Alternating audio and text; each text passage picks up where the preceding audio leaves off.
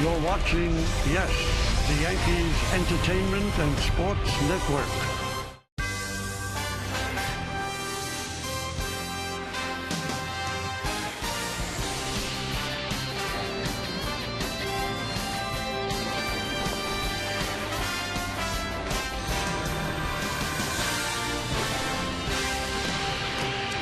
The next time Yankees will see beautiful palm trees like these will be mid-September when they return to the Tampa Bay area and Tropicana Field to take on the Rays in their final meeting of the season in Florida. As for tonight, you got some hockey fans on hand, and Saturday afternoon in New York, the Lightning will be taking on the New York Rangers in hockey. But tonight it's baseball. It's going to be the Yankees and the Tampa Bay Rays in the final game of a 4-game series here at Tropicana Field in St. Petersburg, Florida. Hi, everybody. Ken Singleton along with David Cohn. Well, they have played 3 games in this series. The Yankees won the opening game, and they pounded out 5 home runs and 11-5 victory. But in the last 2 games, the Rays have come back. They have rallied. The Yankees scored early, but not often enough, and the Rays lead this series 2-1. The Yankees are hoping for a split. Let's check out tonight's pitching matchup brought to you by People's United Bank N.A. See what know-how can do for you. Chase Whitley gets the start for the Yankees. He's 1-1. That one win did come against the Rays. And Erasmo Ramirez gets the start for Tampa Bay. And David, what has Whitley done in his 2 starts of late? Well, Chase Whitley actually has shown great progress from last year to this year, and he came up, and his best start of the year was a couple of starts ago, and he just was pinpoint with his control all over the corners, baffling the Toronto Blue Jay hitters, and that great changeup that he throws at will, usually down in the strike zone. And you can see his most recent start, he got introduced to the porch. He got porched at Yankee Stadium, and that can happen in a hurry. If you miss on the inner half, those balls leave in a hurry at this short porch in Yankee Stadium. So certainly righted himself and got into the 6th inning, but 3 home runs were a bit of a downer for Chase Whitley.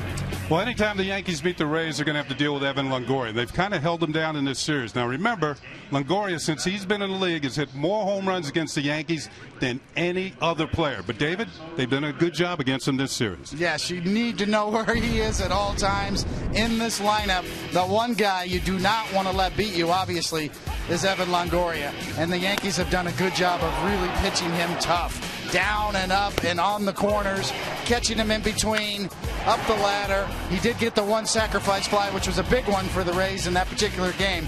But all in all, an excellent job by the Yankee pitching staff in holding Evan Longoria at bay.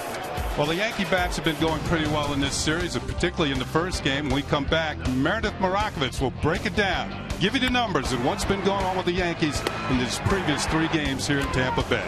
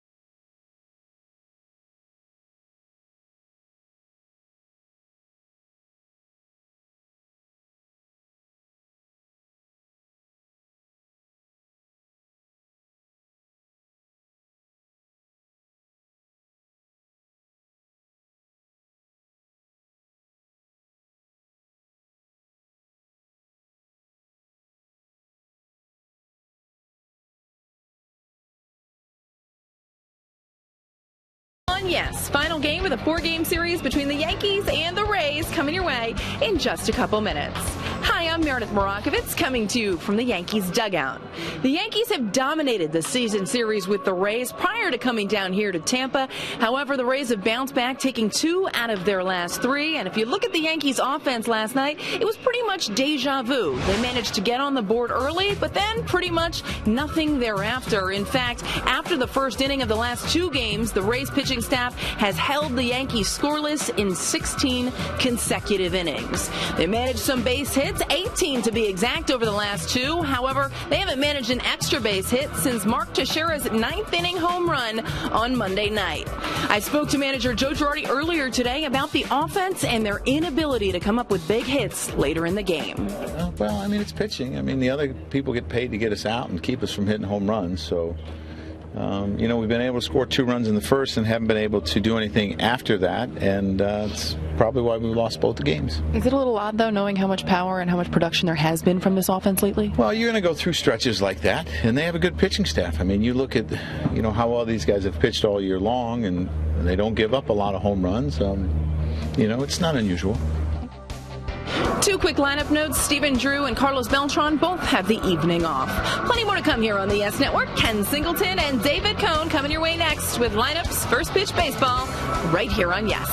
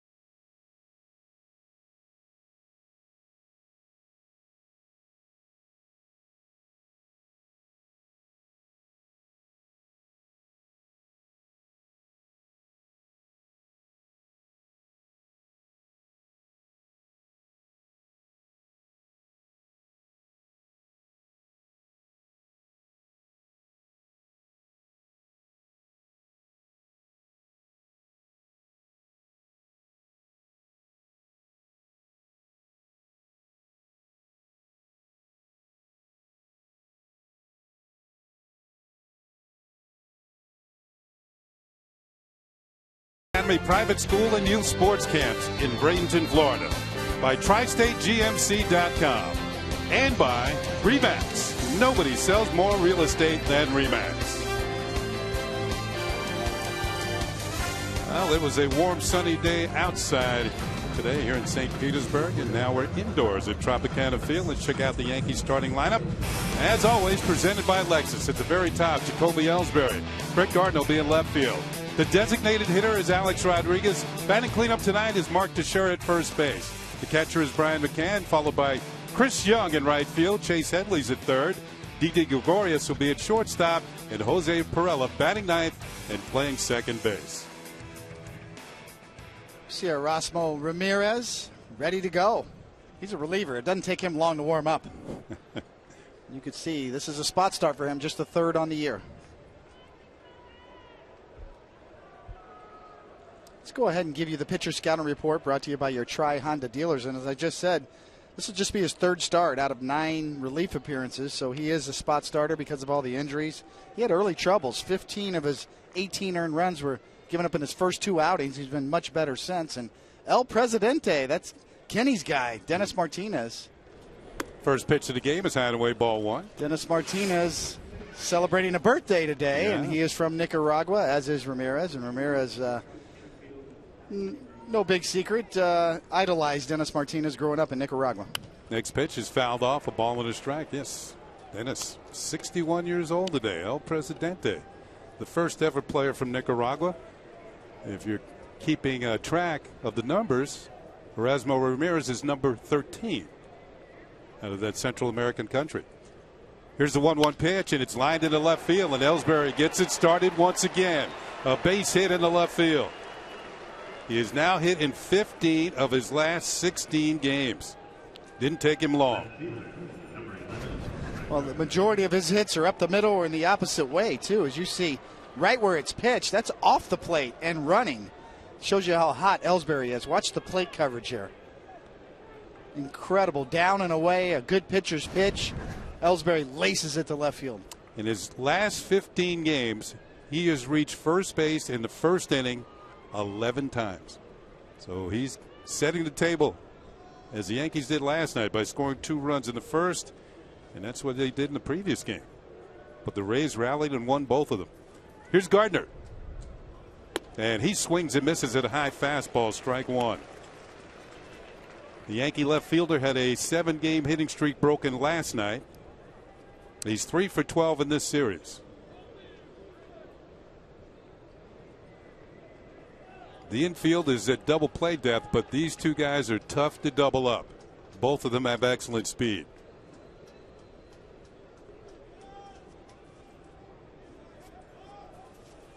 Gardner lays down a bunt.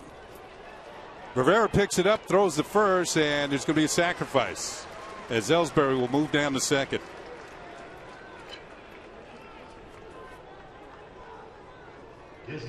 Let's check out the rest of the Rays on defense. Presented by Geico in the outfield. De Jesus gets the start in left. Kiermaier in center had a big play, big throw to home plate last night. Souza Jr., he'll be in right. Longoria, Cabrera, Forsythe, and Loney round out the infield as they did in last night's ball game. Rene Rivera back in the lineup doing the catching.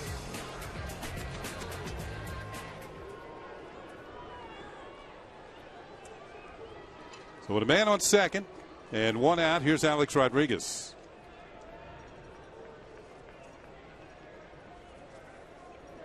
And the first pitch is inside for ball one.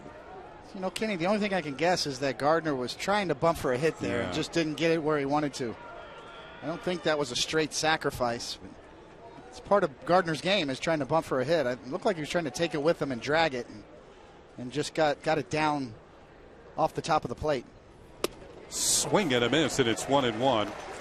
Alex is 3 for 12 in this series with a home run. He homered in the first inning of the first game.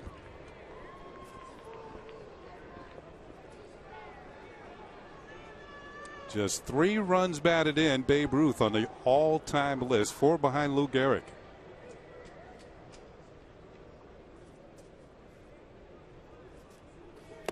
Foul tipped into the glove of Rivera for strike 2. And that comes with an explanation, because RBIs did not become an official stat until 1920.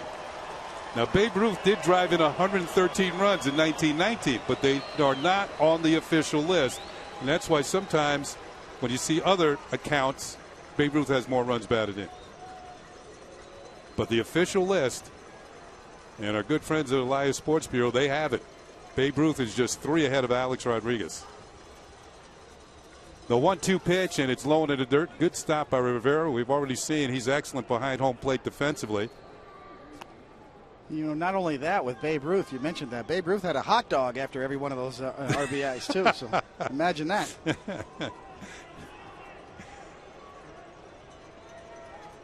With runners in scoring position, it's the $185. Most of his runs batted in have come in via the home runs. Bouncing ball foul over by Mark Teixeira, who's on deck. I was talking to Alex before the game, Kenny, and he said he absolutely loves DHing. He's fully bought into it. Not upset at all that he's not going to play third base. He has his routine down. He thinks he can play more games. He's talking about playing 140 games this year, and coming into the season, they were thinking maybe 100 if they were lucky. It clearly loves the role of DH.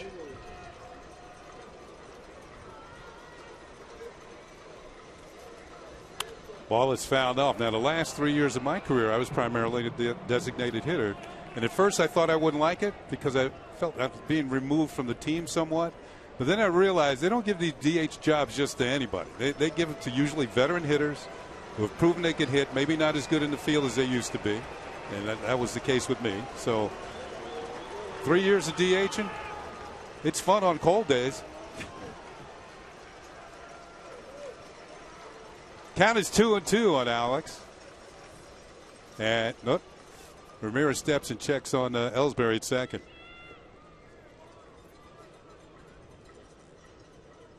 Ellsbury does have 11 stolen bases, tied for the league lead.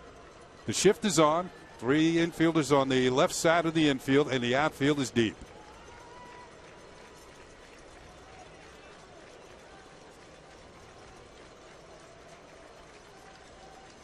High, and the count has run full at 3-2. They checked to see if Alex had actually gone around. He did not. That's Eric Cooper at first base. Yep, he did hold up. The home plate umpire tonight is Lance Barksdale. Adam Hammer is at second, and Dan Iasonia is making the calls around at third. So the count is run full, and Alex Rodriguez with Mark Teixeira on deck.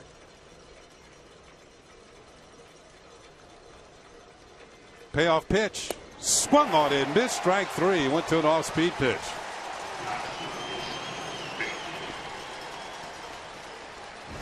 And a good one. Pulls the string on a straight change. A little bit of dip at the end of it. You can see sort of a natural 3-finger changeup right there. A little bit of dive at the end, about 80 miles an hour. So 2 outs now, and it'll bring up Mark Teixeira. Teixeira third in the American League with 28 runs batted in. He had one last night, and that pitch is low for ball 1. We should tell you who's ahead of him. Stephen Vogt of the Oakland A's has 30. He's off to a great start. And Nelson Cruz, just ahead of Teixeira in home runs, also leads him by 1 in the RBI column. Cruz, of course, with the Seattle Mariners.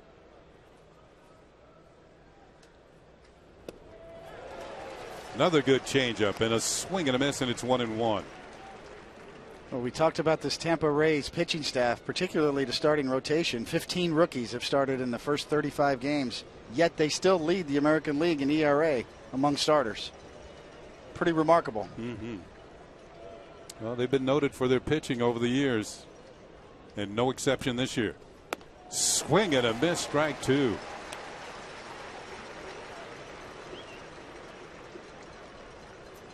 Erasmo Ramirez.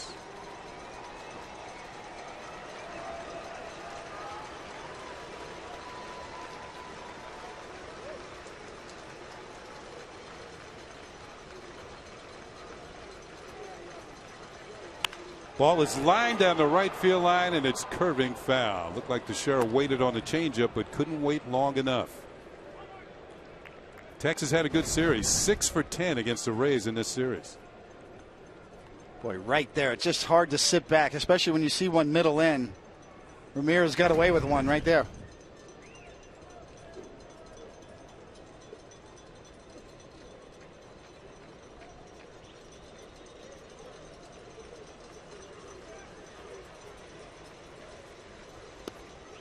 Two and 2. That's low and inside.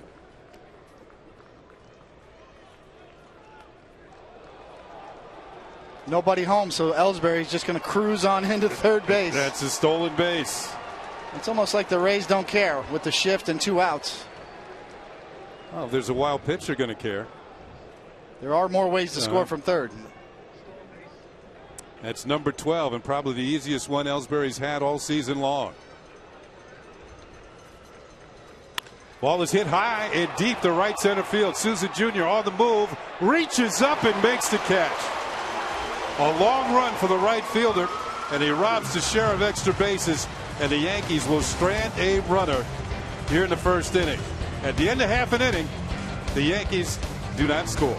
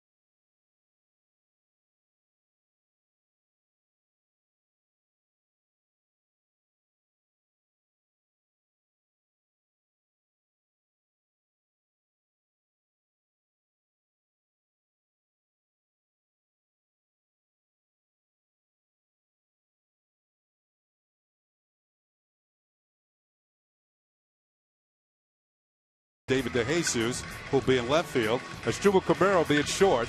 Joey Butler's the designated hitter tonight, batting ninth and doing the catching. Rene Rivera. Here's Chase Whitley ready to go. On the year, this will be his fourth start. Good numbers across the board. Really good in his first 2 starts. Got nicked up for 3 home runs in his last one, but all in all, the 3 walks in 17 2/3 innings are very impressive. And let's check out the pitcher scouting report brought to you by your Tri-Honda dealers. And this is a bounce-back start. We mentioned that his last start, he gave up those 3 homers and 5 earned runs. And the plus changeup, when you look at Chase Whitley across the board, he has very good quality on his pitches. But the one thing that stands out that's above average is that changeup. He'll throw it at any time, and it's no secret that he's probably fighting for his spot with several guys on the horizon coming back, including Tanaka and Capuano ready to go. Here's Whitley's first pitch, and it's high and away to Kevin Kiermaier for ball 1. Whitley beat the Rays on April 28th at Yankee Stadium. The Yankees won that game 4-2. Whitley went 5 innings and picked up the victory. That pitch is hit deep to right field, but it is curving foul. A loud strike off the bat of Kevin Kiermaier. Let's go back to the Ellsbury. As you can see, with the Rays set up defensively, there's really nobody home at third base, and Ellsbury can walk over the third with his 12th stolen base of the year. With the pitcher looking right at him, too. Ramirez had a helpless look on his face. Kiermaier fouls one back to the screen. Kiermaier looking for his first hit in this series. He's 0 for 7. And while he's been struggling at the plate lately, if you go back a little further, he's 5 for 38. He made a big play in last night's game, throwing out Teixeira at home plate.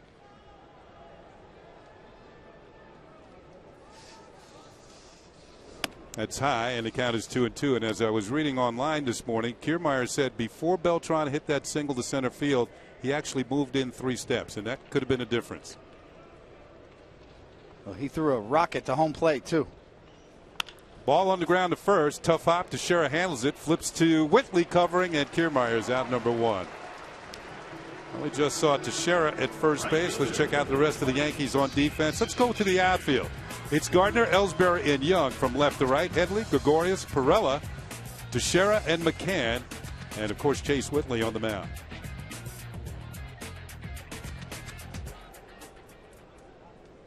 One out, and here is Steven Souza Jr. He's had a pretty good series. He's 4 for 11 with a home run. That was in last night's game, and it was a long one to left center field. 6 of his outs in this series have been strikeouts. And that's something he might want to work on. That pitch is in there for a strike. He has now taken over the league lead in strikeouts with 52. Chris Davis of Baltimore has struck out 50 times. And this is what he's done against the Yankees in 9 games. So he's been effective against Yankee pitching this year. A lot of promise. Pitch is low for a ball, 1-1.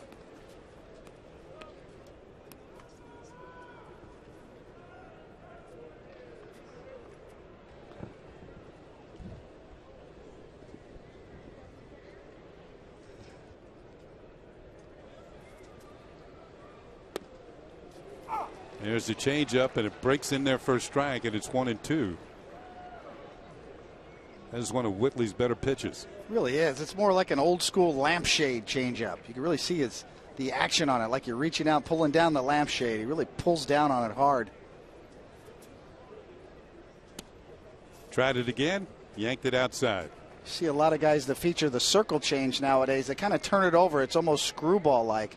Not Whitley. Whitley's is a lampshade. He really pulls down on it. That's what makes it so effective. He gets good rotation on that changeup and excellent arm action. 2-2 pitch. This ball is lined to left field. Hit well. Going back is Gardner. He's going to have to play it off the wall. Souza Jr. hustling towards second. The throw will not be in time, and he's in with a double. And that is his 5th hit of this series. And he hits the ball hard. Well, he's proven that he can hit a fastball, especially one right there. Middle in at best, and Souza's strong, no doubt about it. Combination of power and speed. Whitley caught a break that was more of a line drive and hit off the wall instead of going over the wall. So that'll bring up Longoria with a runner in scoring position. As we mentioned in our open, the Yankees have kind of held him down. He's 2 for 11 in this series, 6 for 22 on this homestand overall. First pitch is blown away for a ball.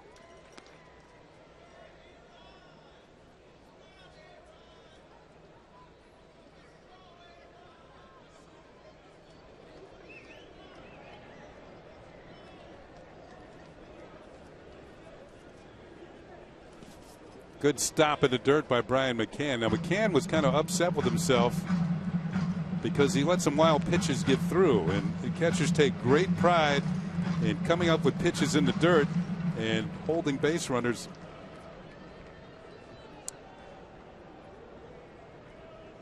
So a nice stop there by McCann.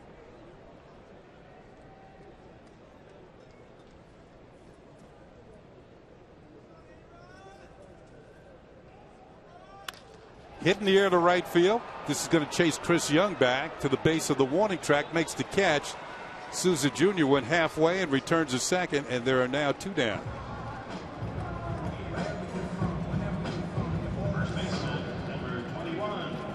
So Longoria will give way to Loney, the cleanup hitter. Sometimes hitters just get themselves out. The 2-0 slider right there. Longoria just missed it. You can see Loney off to somewhat of a slow start. This guy is a line drive hitter. He's 1 for 10 in this series, 4 for his last 25 overall. And he has hit well against the Yankees in the past. He and Longoria have been a pretty good 1-2 punch. Fouled back on a changeup, and it's strike 1. Now this is what he's done in his career. 337 in 51 games. He has 30 runs batted in. The Yankees are trying to hold him down for 1 more game.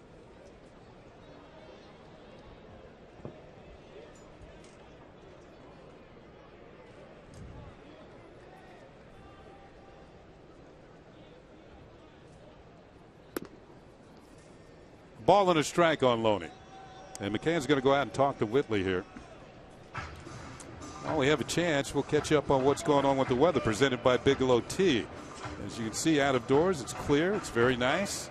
83 degrees. Light winds 3 to 5 miles per hour. 61% humidity. Clear and cool under the dome.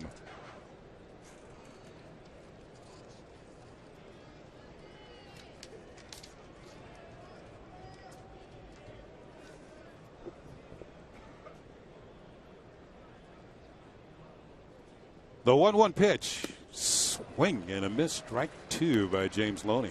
It's always interesting to me, Kenny, you know, down here at the Trop, they call it Tropicana Field. But this ain't a field. This is a dome.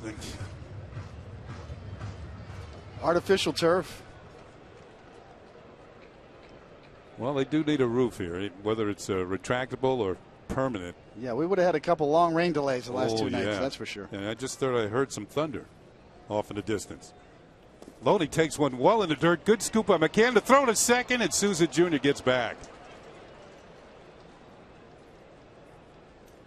Well, that was a great pickup by McCann.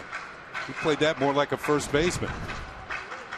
Well, you can anticipate. Part of blocking pitches in the dirt is knowing which ones are potentially going to go in the dirt. And with Whitley's changeup, McCann can anticipate. In McCann's defense, some of these wild pitches were fastballs, and those are hard to anticipate. Count is 2-2. That's back to the screen off the glove of McCann, and Souza Jr. will go to third on the wild pitch. Looks like he's just lost the feel for his changeup, huh? Yeah, definitely just overthrew one. As I said, his style, that lampshade style, where he really pulls down on it. You can see there the changeup grip just kind of slips out of his hand. He really overthrows it a bit. That's the last place McCann's looking for. If anything, you're looking down in the dirt, not the one over the head.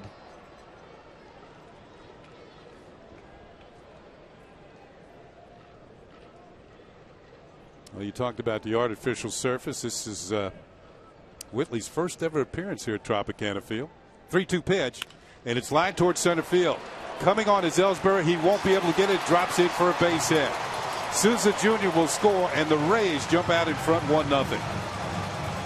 James Loney with an RBI single.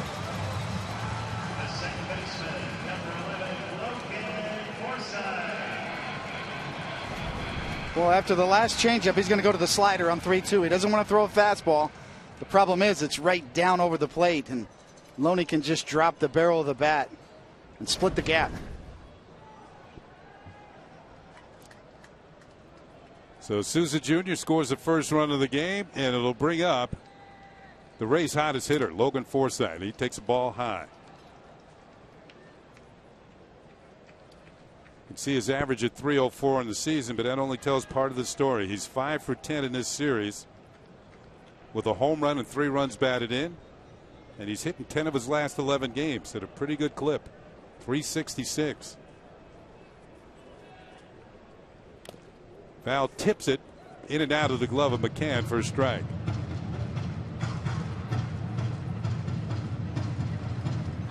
Nine ball games. He's been tough on the Yankees pitching. 400 with a couple of homers.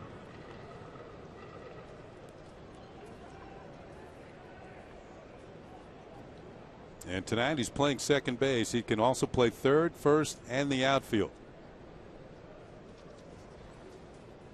Runners on the move. Here's the throw to second, and Loney has been thrown out. Brian McCann cuts down James Loney, 2-6 on the putout, but the Rays break out in front. McCann with a strong throw throws out the Rays' first baseman.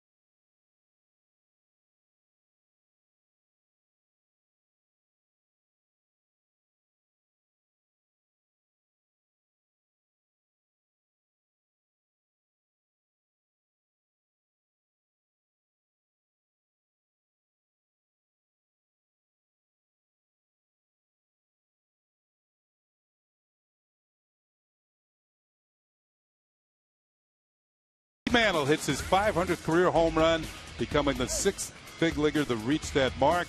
We're going to take a look at it. This is at the old Yankee Stadium.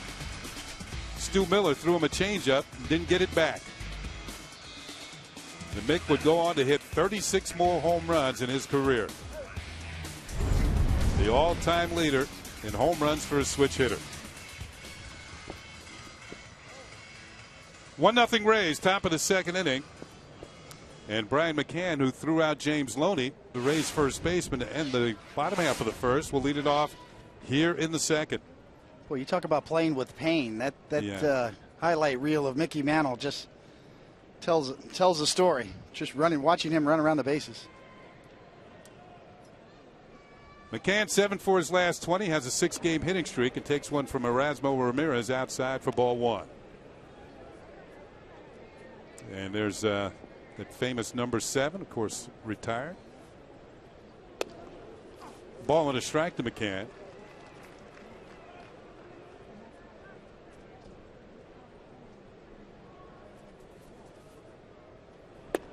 That is in there for a call strike. We take a look at that last play as Pirela will make the tag. And Loney is out. It was closer than I thought. McCann fouls it back. I think Loney thought he would catch somebody napping there, and McCann really made a good snap throw. He's not Ellsbury.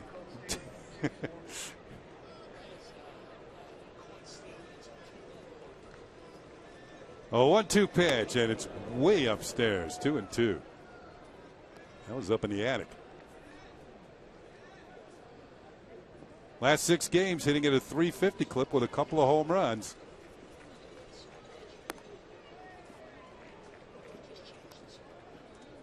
Once again, Ramirez misses with an off-speed pitch.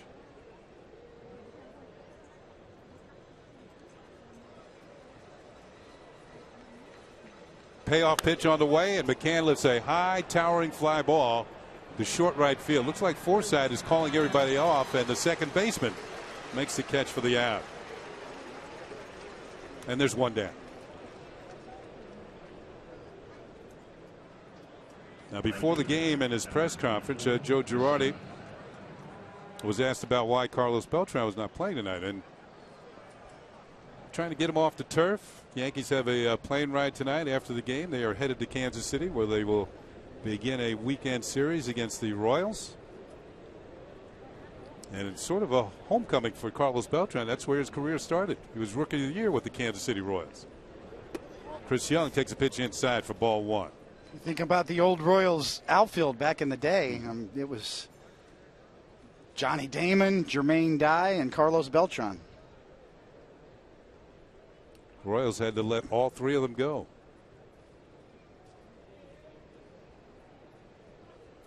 They got a pretty strong outfield now. Yes, they do. A really solid lineup, top to bottom. Alex Gordon, Lorenzo Cain. Ball is hit in the air to right center field. Kiermaier calling for it, and the center fielder has it. 2 down. Well, let's take a look at the upcoming Yankees schedule. We have the final game tonight here in Tampa Bay. The first 2 games, Friday and Saturday, will be on Pix 11. And then on Sunday, the Yankees close out their series in Kansas City. And that game will be right here on Yes. And an off day on Monday. Then the Yankees still on the road in our nation's capital. 2 games on Yes on the 19th and 20th for the Yankees return home on the 22nd against the Texas Rangers. Here's Chase Headley. And the first pitch maybe a little bit low for ball 1. Yeah, you think of the Kansas City Royals, you think pitching, you think that bullpen, but their offense this year leading the American League in hitting. Players like Mike Moustakas, Eric Hosmer off to great starts. All those #1 draft choices are finally living up to their billing.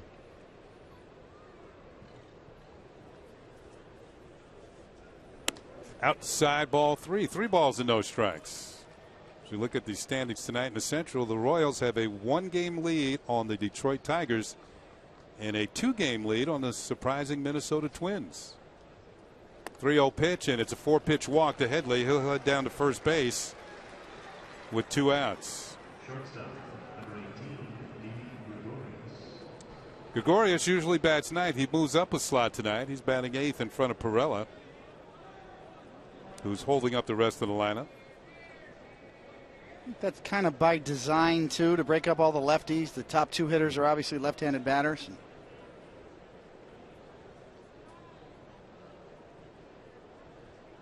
212 for Gregorius, looking for his first home run of the year. He's got 7 runs batted in.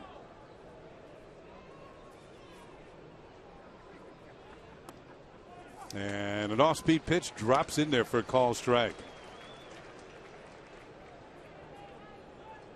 Look at Ramirez out on the mound, and you can't help but think of Dennis Martinez. He had one of the better curveballs going. One of the best I've ever seen. Yeah, really good hook. In terms of command and break. Look out, good stop by Rivera. Man, he's something behind the plate. It's a ball and a strike. Well, we've seen his throwing ability. We know he can frame, and this is just an outstanding block. There's no way you can anticipate that pitch when your target's down and away and it goes down and in. Yeah, Rivera threw out both Ellsbury and Gardner back-to-back in the same inning the other night. First time a Rays catcher's done that since 2008. Foul back to the screen, and it's a ball and 2 strikes on Gregorius. And that was Gianna Navarro. He threw out 2 Chicago White Sox in the same inning. It's probably one of the biggest changes in the game the last couple of years is the evaluation of catchers and defense, and a premium on pitch framing. Everything that goes on the defensive side with catchers are at an all-time high. 1-2 pitch, and it is swung on and missed. Strike 3. So Gregorius becomes Ramirez's second strikeout. Yankees leave a runner. It's 1-0 Rays.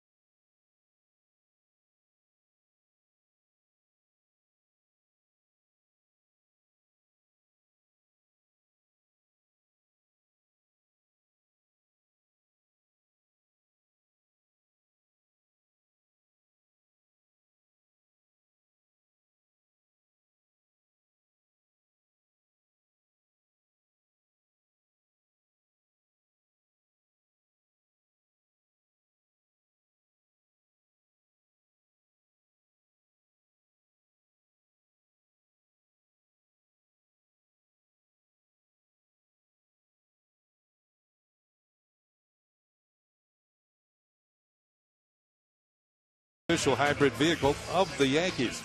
Here's how the conversation goes. Who is the most clutch player in New York sports history and why? That's New York sports history. Carl Smith with a 4 says Derek Jeter. Captain, leader, and always reliable to make the clutch plays defensively and offensively. Now, Derek Jeter certainly was a clutch player, but you might get an argument, is he the most clutch player in all the sports? You know, some fans might tell you, but Eli Manning, a couple of Super Bowls. Joe Namath called the shot, guaranteed they'd win. Fans follow Yes Network and tweet us your responses using hashtag Yankees Camry Hybrid to keep the conversation going. Got to show some love to the Rangers too. Yeah, Mark Messier. Yeah, Messier's pretty clutch. And of course, they got a pretty good goalie now too. Yeah. What's his name?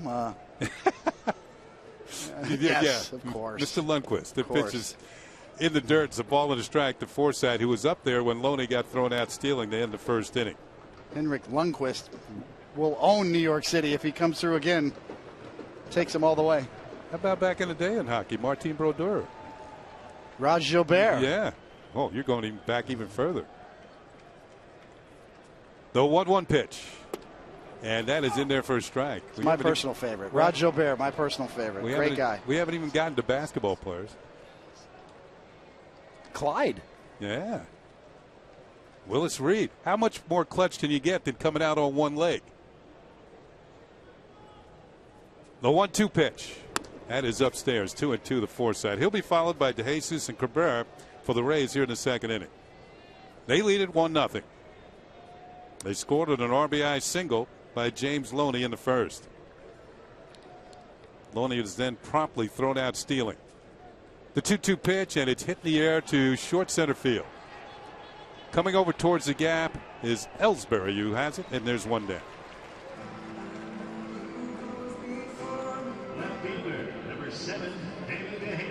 Let's put it this way. You could have a lengthy argument as to who is the most clutch player in New York sports history. You know, people remember that Knicks game where you mentioned it. Willis Reed limping on one leg. Really, he didn't play very long in that game. It was more symbolic. Walt Clyde Frazier had one heck of a game. Scored 36 points. Yes. Yeah. I was watching that game with a Laker fan. The pitch is outside for a ball. to David DeJesus. Dan Iasonia said no swing. DeJesus, he was drafted by the Royals. We were just speaking of the Royals. That was back in 2000. He's played with KC, Oakland, the Cubs, the Nats, and now with Tampa Bay. That pitch is high and away, 2-0.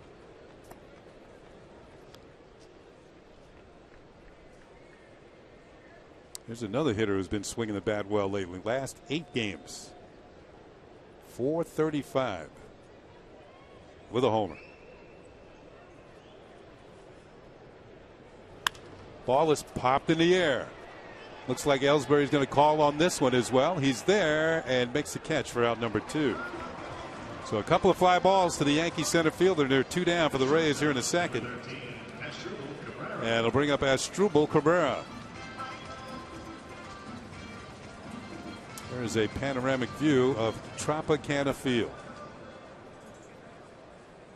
You can see the Yankees moving over defensively to the right side with the switch hitting Cabrera batting left-handed. Last night he had his 1,000th career hit. It was a run-scoring double. And you can see his average at .214. He's been swinging the bat better lately, but prior to going 7 for his last 20, he was 2 for 29. That'll put a damper on your batting average.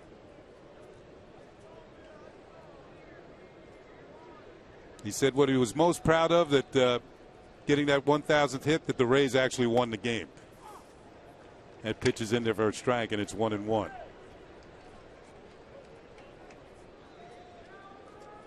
And he had something to do with it. That was a big hit early in that game. And then eventually he scored the tying run. That pitch is high and inside.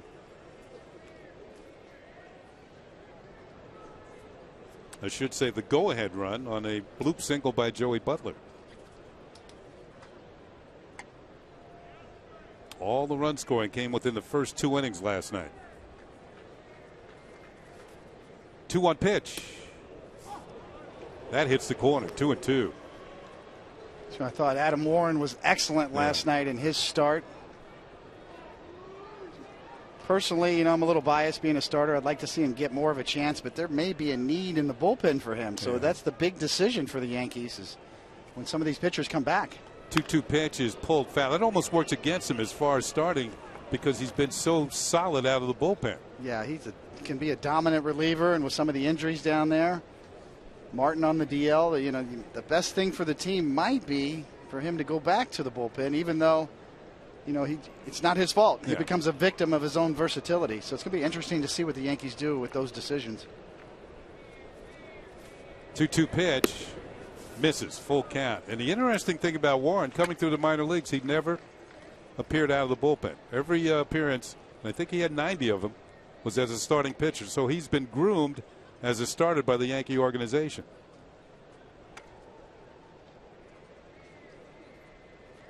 Three-2 pitch upcoming to Asdrubal Cabrera, the former Cleveland Indians shortstop, and he'll hit this one in the air down the left field line. Long run for Gardner, but that's going to be the Yankee bullpen, and then hops into the stands.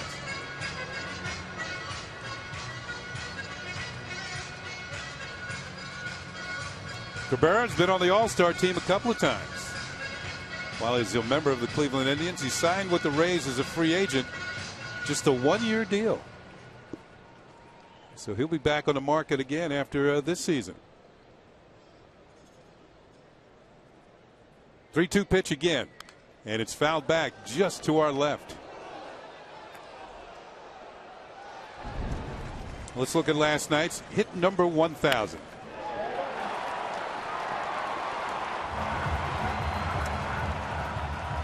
Can I have the ball, please? Thank you.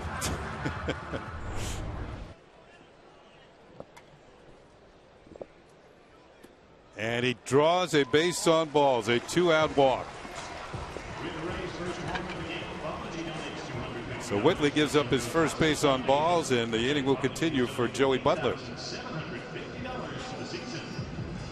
It was Butler who drove in the winning run last night with a bloop single down the right field line. Perfectly placed.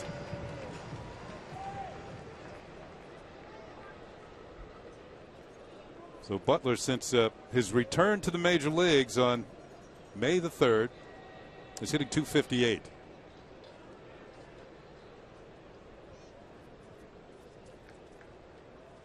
And it's blown away for a ball. Another good scoop by McCann. I would imagine when you are playing in Japan and you've been released by a major league organization, you begin to wonder, are you going to make it back to the big leagues? And Butler getting his chance here with the Tampa Bay Rays. Throw over the first to check on Cabrera. Got a little different look in his eyes, doesn't he? Very motivated. He knows this is a golden opportunity, maybe the last one he's going to get. It's a great point, Kenny. Yeah, 29-year-old rookie. Spent 7 years in the minor leagues. Cabrera's on the move. The pitch is a check swing. The throw is into center field. Cabrera up on his feet. He'll head for third. Here comes the throw, and he's just in there ahead of the throw. So that will go as a stolen base. Cabrera's first of the year and an E2 charged to McCann. Good jump. Whitley's pretty quick to home. It looked like McCann just got rushed a little bit. Ball down in the dirt. That's the problem. Tough pitch to handle. He tries to pick it and come up and throw, and it gets away from him. Watch this ball sail up and away. No chance. You saw Perella there with the deke. He's looked as though he's going to apply the tag with a ball that he didn't have, trying to hold Cabrera at second. Instead, Cabrera's heads up. He's a middle infielder. He knows that trick. He's at third base. 2-0 on Butler. Tried to check. Did he go around? No. And it's 3 balls and no strikes.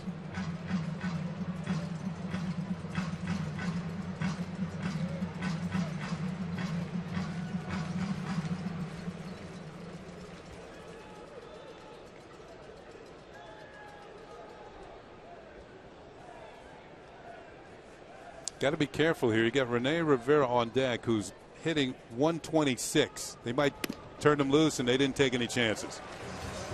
So Butler will draw a 2-out walk to put runners on the corners. As Joe Girardi's going to go out and talk to Whitley. And this is kind of unusual. They're going to check on him to see if he's okay. Not as unusual as I thought, as Stevie Donahue, the head athletic trainer, will come out and talk to Chase Whitley. Now, he's had several pitches that have gone out of the strike zone tonight. Yeah, his control has been off. Obviously, they're keyed in on him. There's something up, and that's going to be it. So whomever comes in to do the pitching for the Yankees will get as much time as he needs to warm up, as Chase Whitley is forced to leave this ball game, and we'll try and get an update as to his condition as we move further along in the game. So we'll be back as Whitley leaves. And the Yankees will have a new pitcher.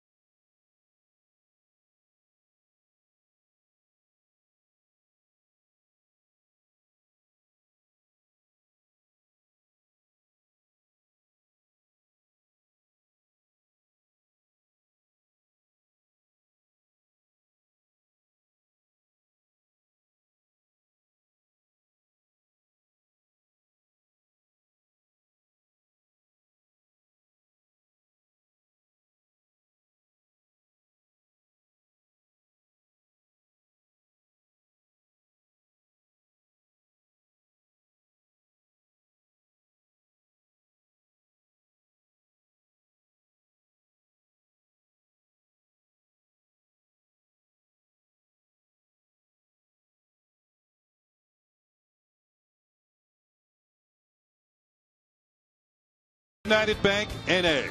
Put the power of know-how to work for you. And by your Tri-Honda dealers. Hurry to your local Tri-Honda dealer for great deals on the 2015 models.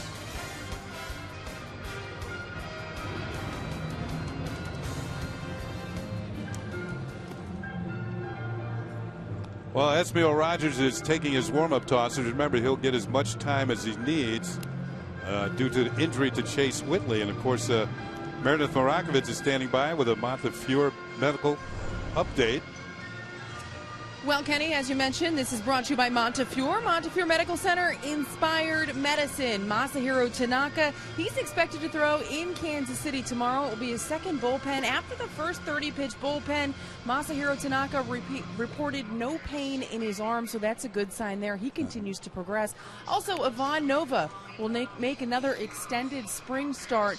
That will come Monday. I actually ran into Ivan Nova yesterday right here at Tropicana Field, and he said the arm is feeling good. He is anxious to get back to the big leagues. He understands that it's a process, but also said he's trying to force his way along a little bit. Said it's been a long road for him. He's been down here in Tampa rehabbing for quite some time, and he feels like he's close to getting into rehab games. And Chris Capuano went 6 innings in a rehab start this past Tuesday. Now the Yankees still not sure exactly what they're going to do with Capuano. Joe Girardi was asked again today, will he be inserted into this starting rotation?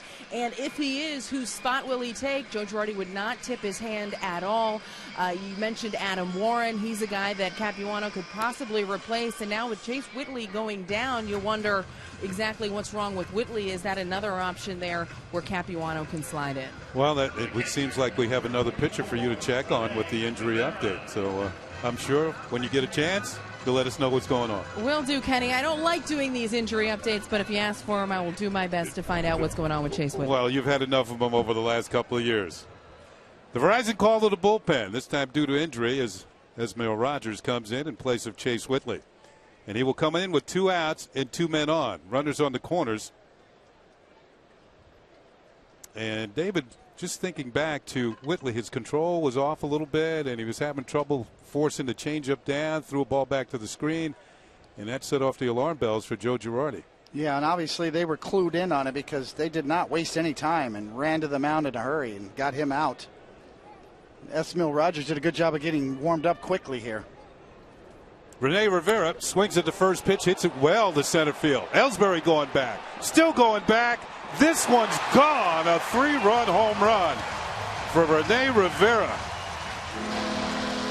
His second home run of the year as he jumps on the first pitch from Esmiel Rogers.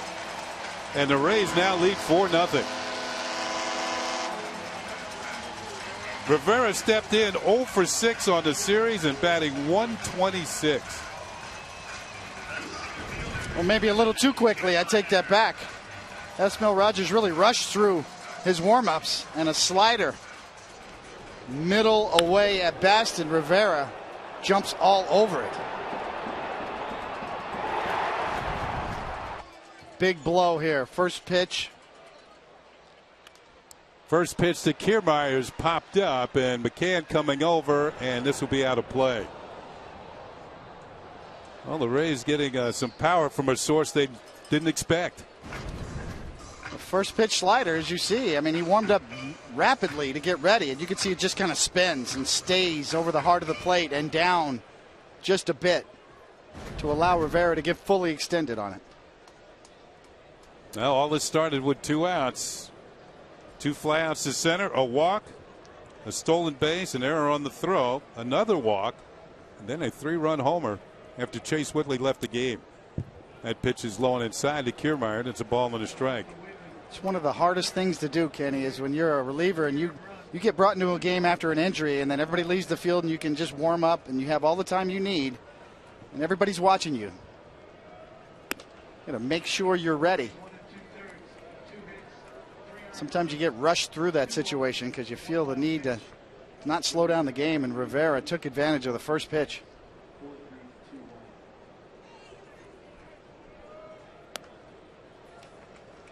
Two balls and a strike on Kiermaier, the leadoff hitter,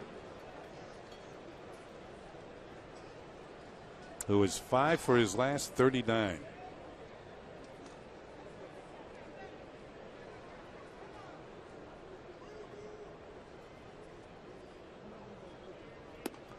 And he will draw a walk.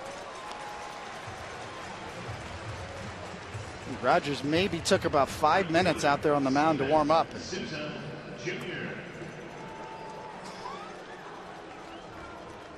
Well, sometimes when you're warming up a bullpen, you know you have to get ready in a hurry. He's used to warming up quickly, but when you've got all the time, when you're replacing an injured pitcher, you should make sure and take your time. And they got to wait for you. Here's Souza Jr., who doubled and scored in the first inning. Check on Kiermaier at first base. Well, after Whitley left the ball game, the first pitch by Esmil Rogers disappears over the center field wall.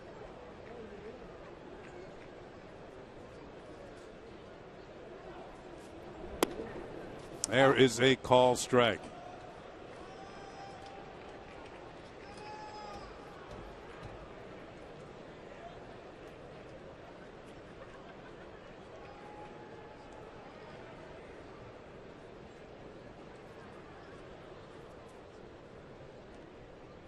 Runner's not going. The pitch is inside for a ball, and it's 1-1.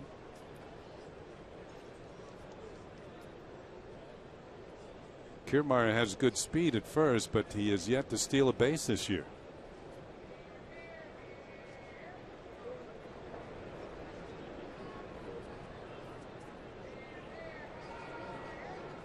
Not going. Look out. It's inside, and it's 2 balls and a strike on Souza Jr.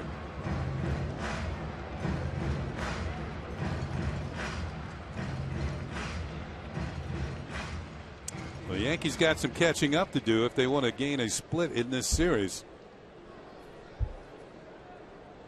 Yeah, the bad news is the 3-run homer makes you down 4-0. The good news is you got a lot of at-bats left. Yeah, you do. And you have a spot starter for the Rays on the mound.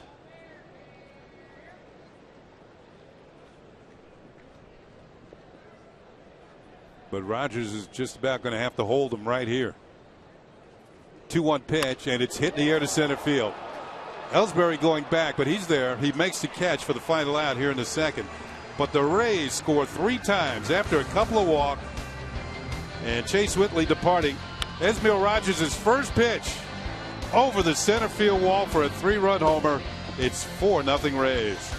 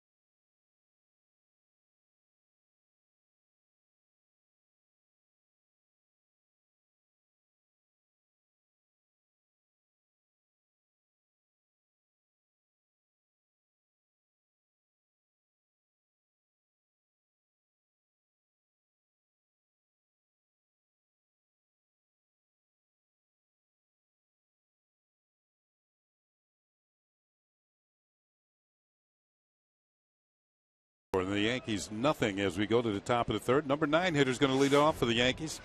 Second baseman Jose Pirela. Erasmo Ramirez has a little bit of a cushion here as he deals outside for ball 1.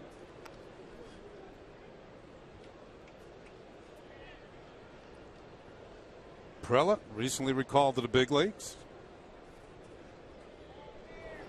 And he'll take a pitch for a call strike. It seems like we've been playing this game for an hour and a half, and Perella finally gets to play. Gets his first at bat here. He's had 14 at bats this year and 5 hits. Here's ball 2, 2-1.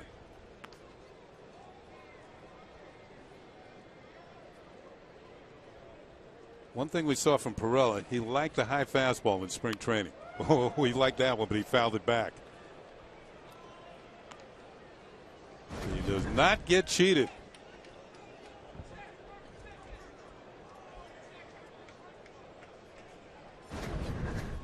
Taking a vicious rip. 2-2 pitch. Fouls this one back over the Rays dugout, now to play. Perella, then the lineup will turn over for Ellsbury and Gardner. Yankees featured the quick strike offense in game 1, but not much offense in the second and third game of this series. There is call strike 3 as Perella is caught looking. Erasmo Ramirez with his 3rd strikeout of the game. Must have got caught looking for something else. Belled high right down the middle. I don't know if he read this ball as high, but you could see that ball's got a lot of plate and kind of maybe ran back a bit. Probably sitting on off speed there.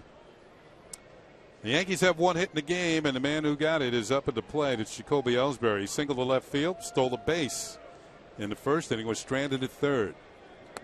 Outside, ball 1.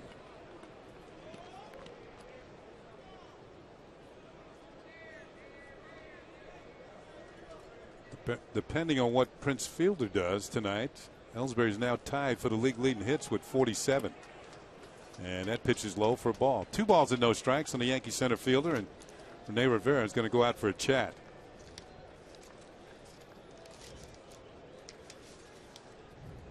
And while he does, we'll remind you this copyrighted telecast is presented by the authority of the New York Yankees and may not be reproduced or retransmitted in any form, and the accounts and descriptions of this game may not be disseminated without the express written consent of the New York Yankees.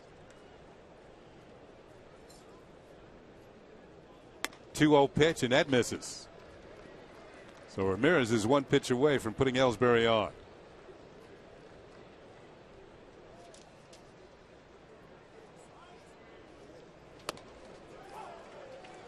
Three and 1. You mentioned Ramirez, really a lot of damage. His first 2 outings of the year, he gave up 15 earned runs, 7 in the first one and 8 in the next one. Since then, it's been pretty good. Pitch is grounded foul. Count will run full at 3-2.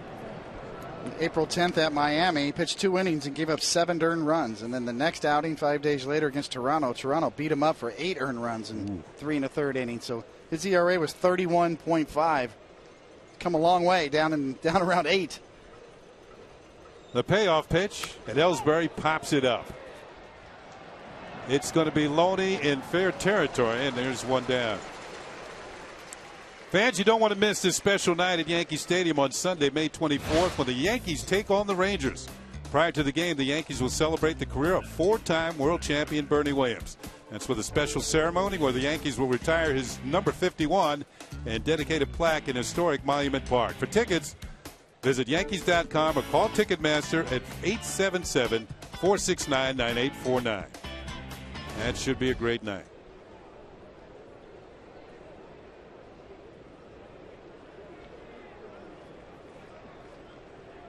Gardner up with 2 outs, and he'll take a pitch for a call strike. Brett laid down a bunt. He was credited with a sacrifice, but David seemed to think that he was trying for a bunt hit. And I got to agree with you.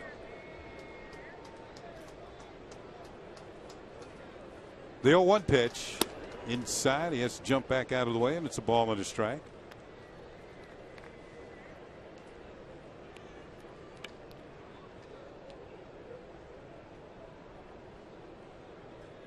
Now Ramirez does have a win. He picked it up last year in Seattle.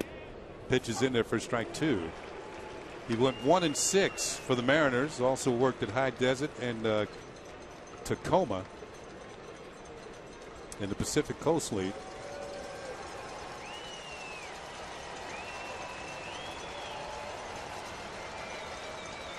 The 1-2 pitch, and it's swung on and missed. Strike 3. 4 strikeouts for Erasmo Ramirez, 2 in this inning. 2.5 have been played, and the Rays are up by 4.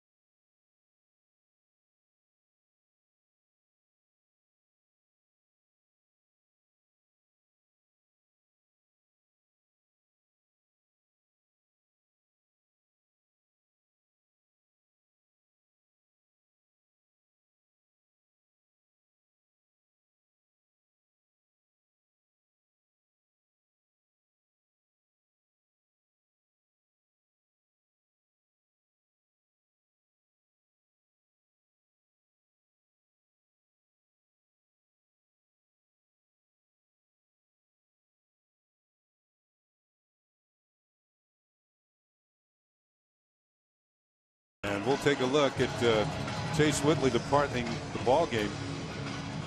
And we don't want to speculate. Yeah. I mean, obviously, but you know, when Stevie Donahue comes out and grabs his right elbow, it makes you wonder. We'll wait for confirmation, but you can't help but think about it in today's game. With all the elbow injuries, it's the first thing that comes to your mind. Hopefully that's not it, but just showing you what we saw. Audi A3 scoreboard, 4-0 Rays, and here's Evan Longoria to lead it off for the Rays against Esmail Rogers here in the third. Longoria flied out to right field to Chris Young and doesn't get that one. A swing and a miss, strike 1. Looks like the Yankees have pounded him in and then breaking balls away. They'll give him both sides of the plate to think about. Yeah, when he has had a pitch to hit, he's just missed it too. But that's a good formula. Yeah. Keep him honest in because he does like to get extended. He does have tremendous power to all fields. Can do damage on pitches out over the plate. Right now he's in the hole. No balls and 2 strikes. Swing and a miss, strike 3. An off-speed breaking ball gets him. So Esmail Rogers picks up his first strikeout. Well, when you throw all those fastballs in, you can get away with a hanging slider as he reads fastball again. Rogers wants to get this one away. You can see it's in. And Longoria way out in front, not expecting a slider on the inner half. 1 out for James Loney, who singled in the run in the first inning. The Rays' first run. And he'll take a pitch for a call strike.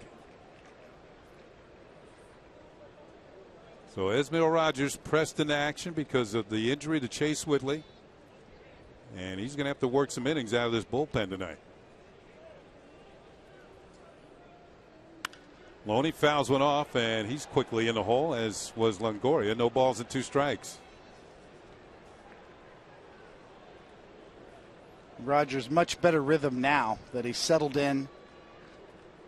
We'll have to wait and talk to him after the game, but it just looked like he rushed through his warm-ups after the Whitley injury. The 0-2 pitch, and it's fouled off again by Loney.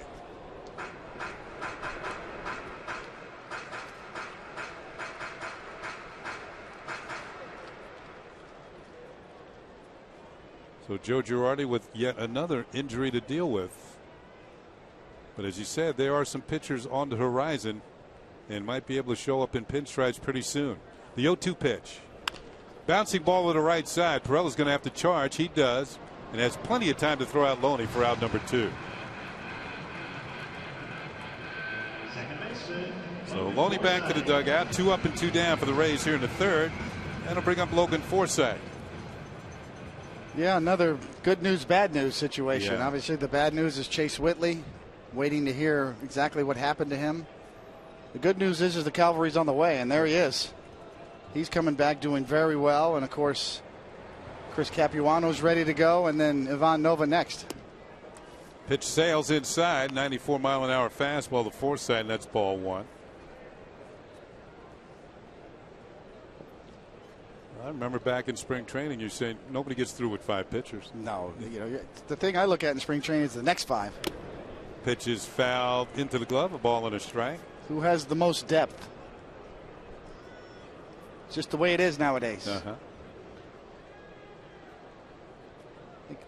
You can pretty much book teams are going to need 8, 9, maybe even double digits, and guys that are going to have to start games throughout the course of a year. Well, the Rays have used 8 pitchers already. 8 starters, that is. That pitch is in there for a strike, 1 and 2. We've seen on average across the major leagues double digits in the number of starters needed throughout the course of a year.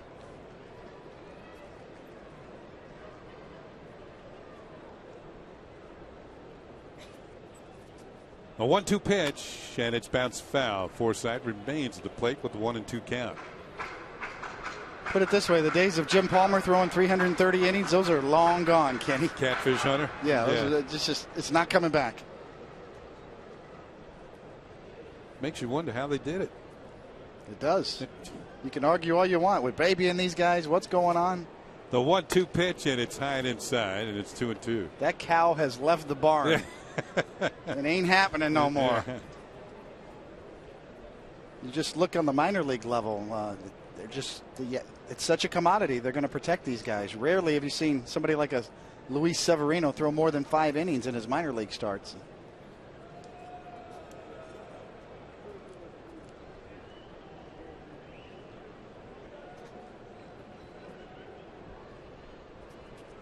The 2-2 pitch fouled off. It's true. Mom's got a clicker at Little League games now. How many? Yelling at the coach. What's the most innings that you threw, if you can remember? I was up in the, not counting postseason, I was up in 260. All right. 250, 260. I never got to the 300 level. No. 260. You'd be leading the league now. 2-2 pitch, and it's popped up behind home plate. It's way up there. McCann is going to run out of room as this is 3 rows back in the seats.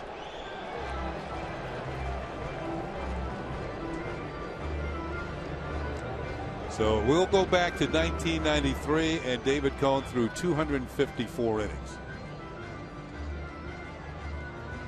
And the year before, 249 innings. So by today's standards, you were a workhorse. Well, I was also allowed to throw more pitches, too. I mean, I averaged 125, 130.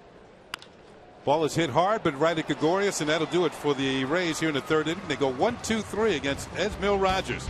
Yankees need some runs. They trail 4-0.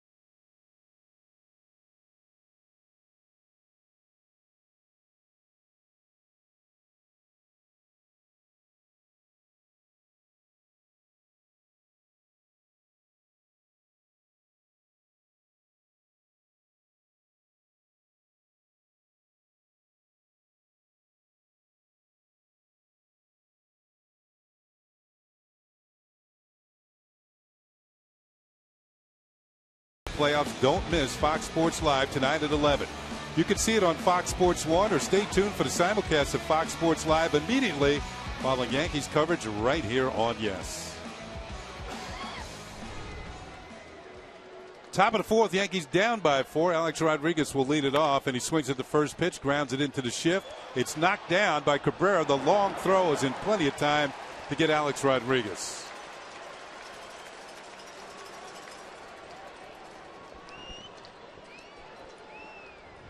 Of course, as we've mentioned, A-Rod's dealing with a tender hamstring.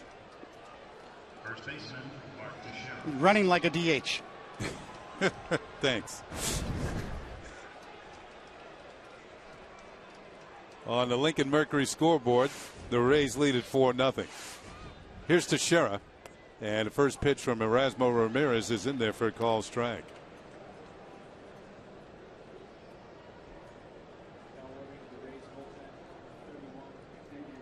That's high for a ball. Now Ramirez prepared for his chance in spring training with the Rays. He pitched for the Cardinals de Lara in the Venezuelan Winter League, and he went 2-0 with a 0.30 ERA in 30 innings.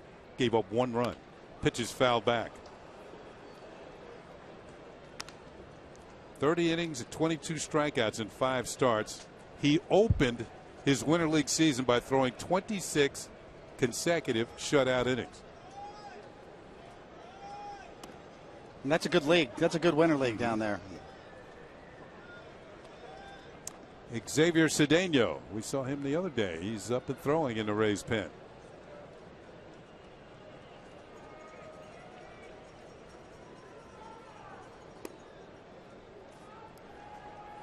Full count now on Mark Teixeira.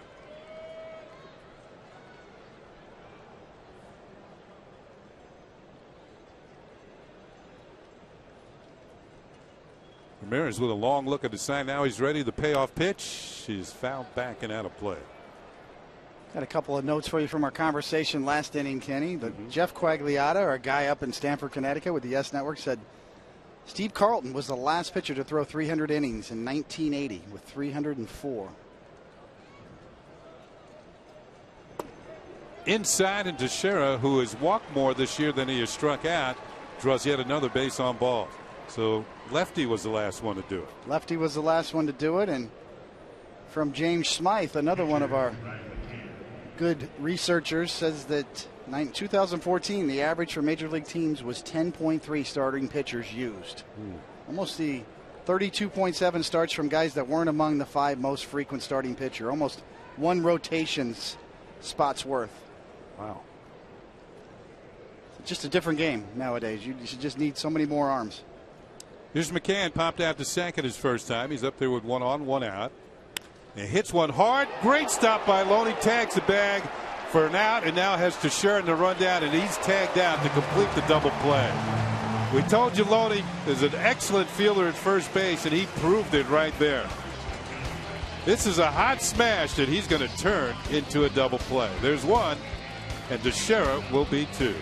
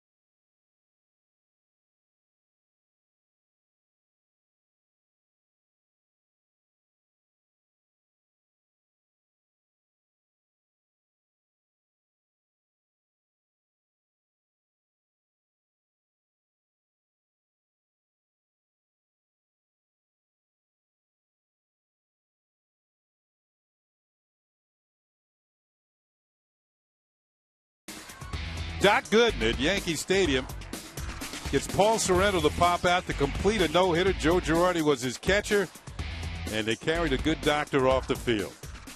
How many pitches, David? I know he was over 130. 134 pitches to complete that no-hitter.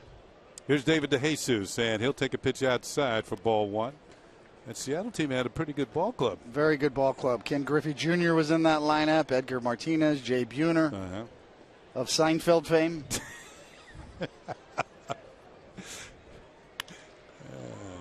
That was a good episode. Yeah, one of the best. 6 walks. Still a no-no though. I was in the hospital. Actually, Dwight Gooden took my spot in the rotation. I had an aneurysm in my arm, and I actually listened to that game on the radio at Columbia Presbyterian. Couldn't get the game on TV in the hospital. There was no yes back then. Could almost hear the roar from Yankee Stadium at Columbia. DeJesus lines one into left field for a base hit to lead it off for the Rays here in the fourth. Second hit allowed by Esmail Rogers. A leadoff single by DeJesus, and Asdrubal Cabrera will come to the plate. On our Lincoln scoreboard, it's 4-0 Rays. They scored in the first inning. A single by James Loney, but the big blow was a 3-run home run by Rene Rivera following 2 walks and Chase Whitley's departure. Esmail Rogers came in, and the first pitch he saw, Rivera hit it over the center field wall.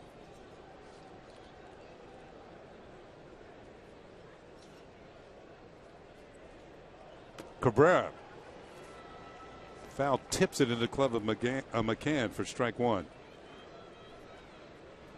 Cabrera drew the first of those 2 walks with 2 outs to get things started for the Rays in the second.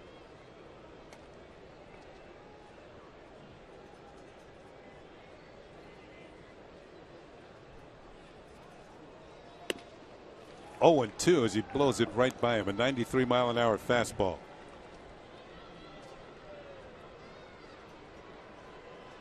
So you returned later that year. I did.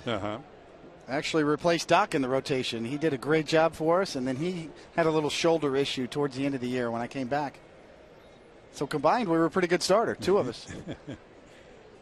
The 0-2 pitch, and it swung on and missed. Strike 3. Foul tipped into the glove of McCann, and Rogers will pick up his second strikeout.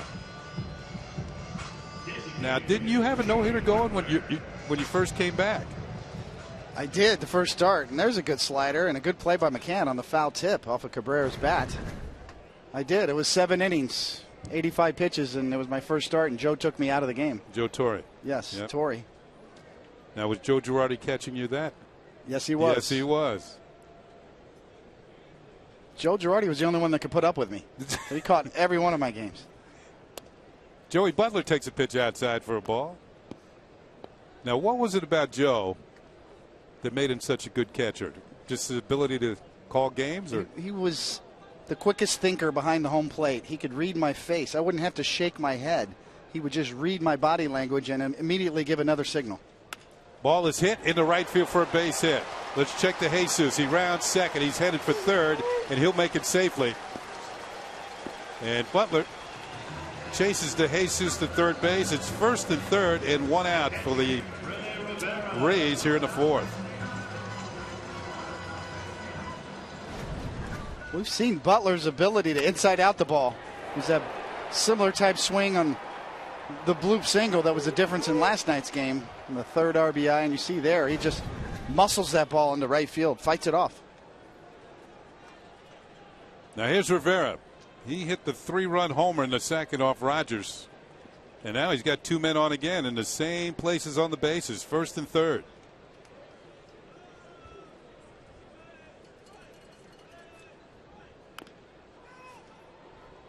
He fouls that one off for strike 1.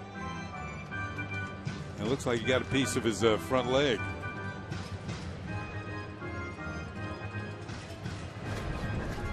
It's a good pitch. Running in. No sliders out over the plate this time. Looked like he hit him right off the top of the foot. Rogers really needs this hitter right now to stop it. Yankees obviously already down 4-0 on the 3-run homer that Rivera hit last time up. desperately needs a good pitch here, a strikeout or a ground ball double play. You can see the runners are in the corners. It's DeJesus at third, Butler at first. And Rene Rivera steps back in. He of the sore left foot. Throw to first. Check on Butler.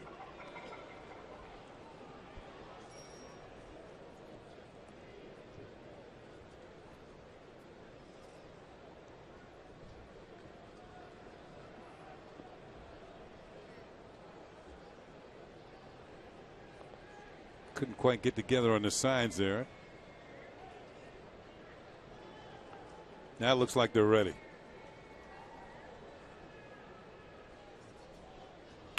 Ball hit towards the middle, and it's going to be in the center field for a base hit. The Rays will pick up their 5th run as Rene Rivera picks up his 4th run batted into the game.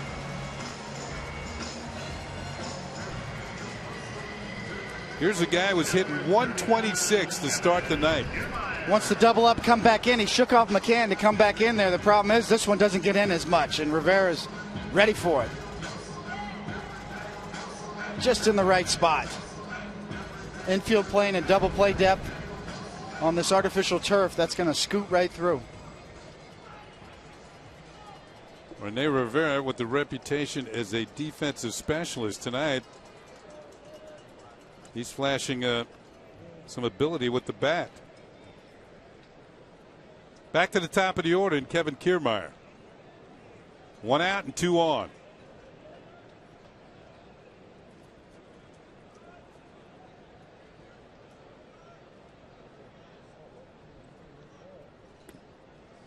Curveball is downstairs for ball 1.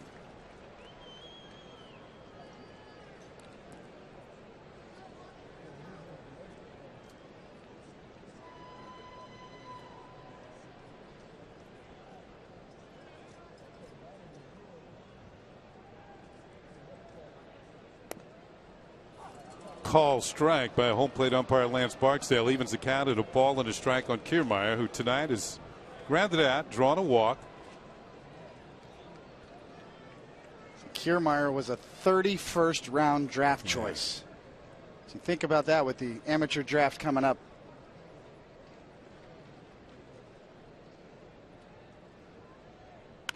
Bouncing ball. This could be 2. There's a throw to Gregorius for 1 to Teixeira, and that will complete the double play. But the Rays do pick up another run. We've played 4 innings and they lead 5-0.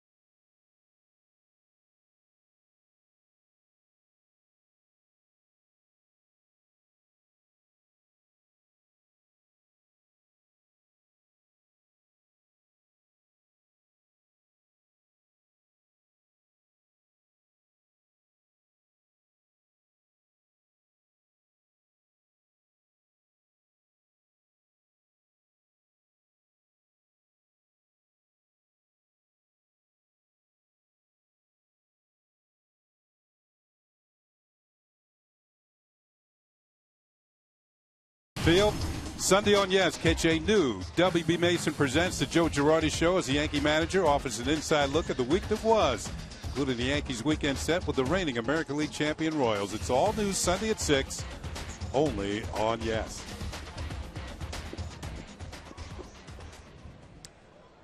And our Bigelow T scoreboard is 5-0 Rays. Erasmo Ramirez has allowed the Yankees just one hit. Might be two, as Young is hustling the first, but he's thrown out. Asdrubal Cabrera with a strong throw across the diamond. That's one of the best plays you ever see from a shortstop, and there's one out. Well, if you want to be a big league shortstop, this is the litmus test. If you can go deep in the hole and make this throw and get a speedy runner. Actually goes down and back up. Yeah, that's the play that turns a lot of shortstops into second baseman. It pitches outside to Headley for ball one. Headley drew a walk in the second inning.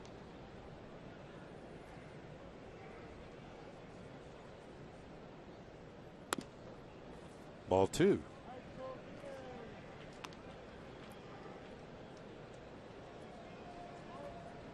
It's been all Rays tonight. As Headley fouls the ball off. When this series started, the Yankees had a 4-game lead in the Eastern Division on Tampa Bay. Now, if Tampa Bay wins tonight, that will have been cut to 1 game. Should say the series started, the Yankees had a 3-game lead. Then they made it 4 by winning the first game. Kevin Cash in his first year managing the Rays. There have been some growing pains. There have been pains in general. Line drive right at the first baseman. Loney has it, and there's 2 down. Well, this is just stupid hitting. Hit the ball hard right at somebody like that. The luck factor. Good at bat. Bad luck. So 2 balls hit hard here by the Yankees in the 5th, but nothing to show for it. And Gregorius, who come to the plate, he struck out his first time. He hits this one pretty well. Kiermaier on the run, closes the gap, and the Yankees go in order. 1, 2, 3 in the 5th inning. 4.5 have been played. Rays up by 5.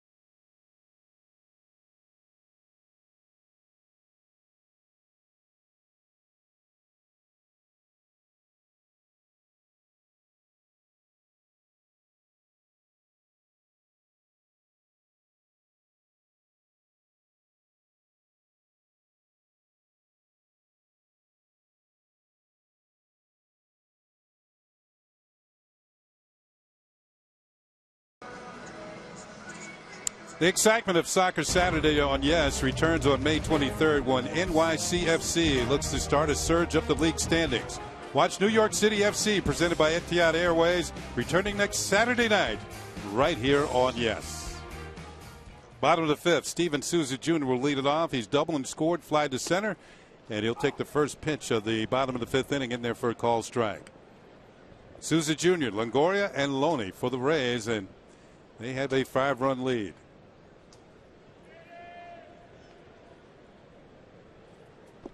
The 0-1 pitch hit on the ground towards short. Gregorius gloves it, throws it, and there's one out.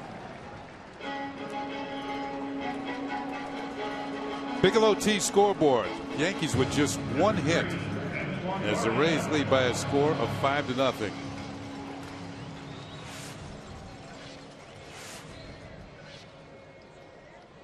Here's Longoria.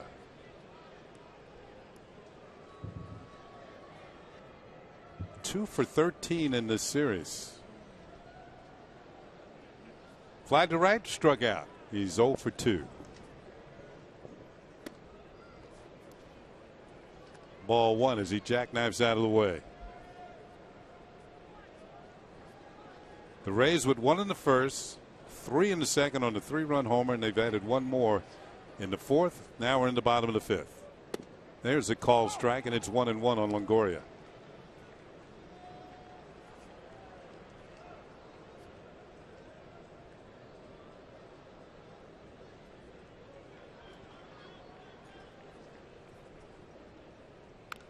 Fouled off. We spoke of Struble Cabrera getting his 1,000th hit last night as Matt Andres is throwing up in the Rays bullpen.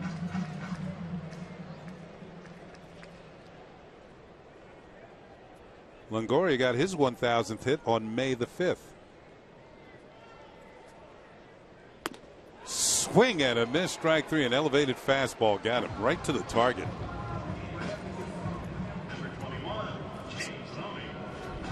Up to 95 miles an hour on the scoreboard here at the Trop, and still a very hard to hit pitch. When you can elevate with that kind of velocity, very difficult to catch up to it. 2 outs, nobody on, and here's Loney, who drove in a run in the first and grabbed it to second in the 3rd.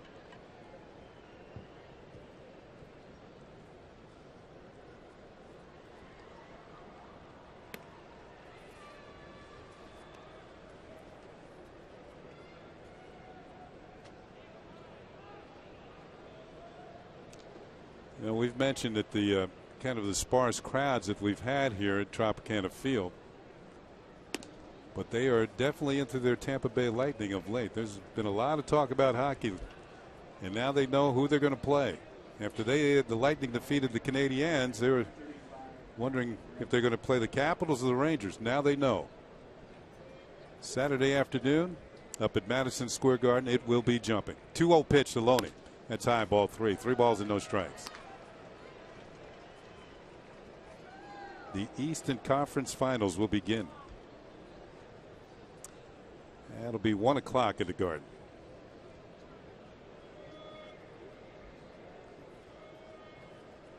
The 3-0 pitch to Loney, and he's taking all the way, and he'll draw a 4-pitch walk. So the inning will continue with 2 down. Second walk charged to Esmil Rogers. He struck out 3. And Logan Forsythe will get a chance here. He's 0 for 2. He's lined to short, then fly to center. No problem with the pitch count for Rogers. We've seen him go up to 85 pitches, really, in the 19-inning game before against Boston earlier this year. So he is stretched out. He's capable of going well past 50 pitches.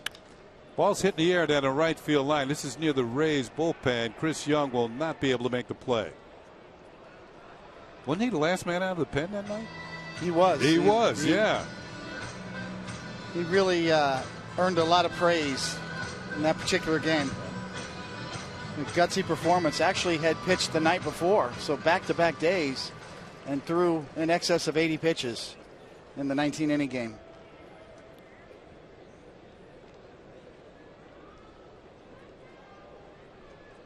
Well, the Yankees still had a man on the bench, and I think it was going to be Garrett Jones. Line drive off the glove of Gregorius. He can't handle it. And that'll scoot on into left field where Gardner will get it back in. We'll see how they score it. You know, if you're Forsythe, you want yourself a hit. And that's what it's going to be called, a base hit. Well, you talk about exit velocity. This is a bullet Not sure what happened with Gregorius on it.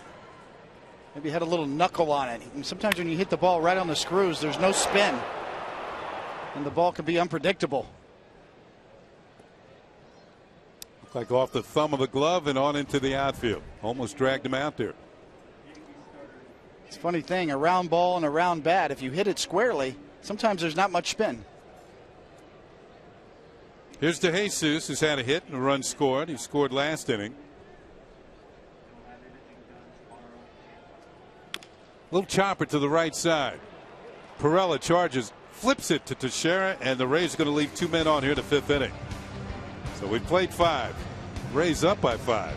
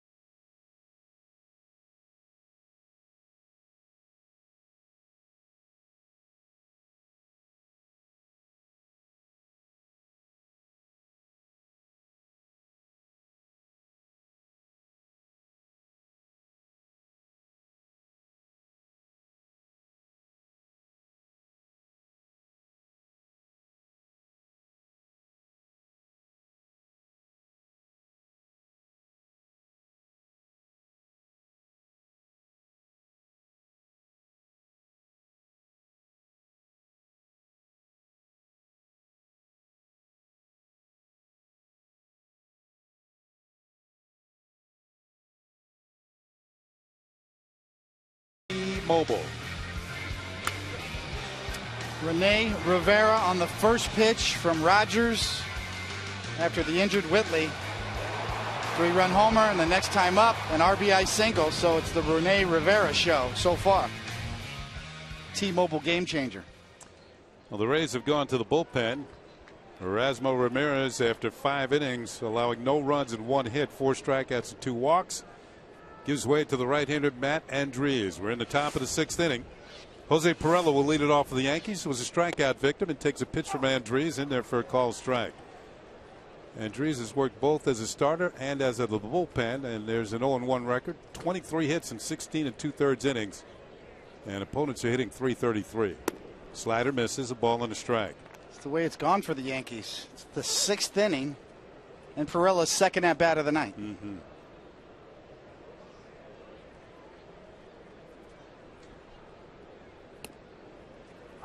1-2. Perella, Ellsbury, Gardner for the Yankees in the 6th. They're starting to run out of time here. They're down by 5.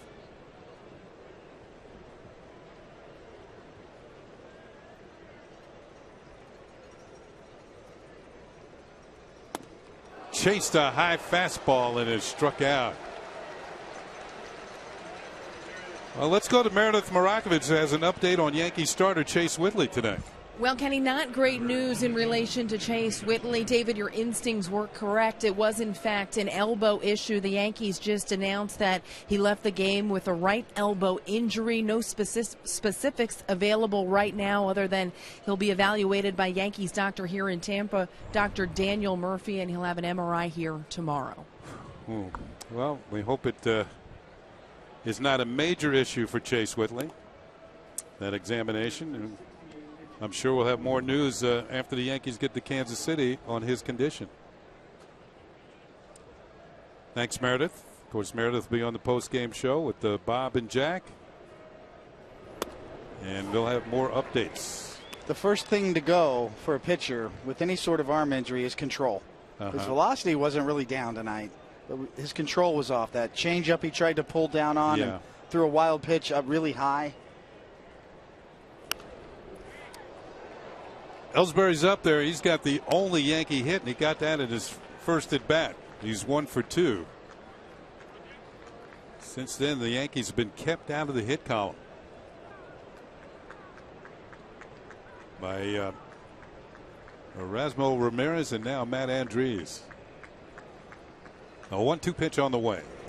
High and away. 2 balls and 2 strikes. And the reason for that, Kenny, is because you just can't finish your pitches. You see David Carpenter. You get out to the release point and you can feel it. You can feel it and you hold off a little bit. You just don't quite snap it at the end.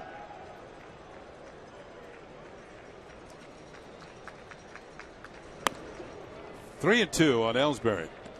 You know, back in the day, Catfish Hunter would pitch with a, banged up shoulder, and you could almost see him pushing the ball the home plate when he was delivering. Couldn't really, have that full follow through. Yeah, you're trying to find a different arm slot that doesn't hurt. The 3-2 pitch, and Ellsbury swings and misses. Strike 3. Andriese has come in out of the bullpen and struck out the first 2 men he's faced. Well, here's the red flags. You can see just really short, cutting off pitches. That one was barely 50 feet. And this one is back to the backstop. So clearly, that's not Chase Whitley. No. Something was up. Here's Gardner trying to get something going here with 2 down. The first 2 Yankees have struck out against Matt Andriese.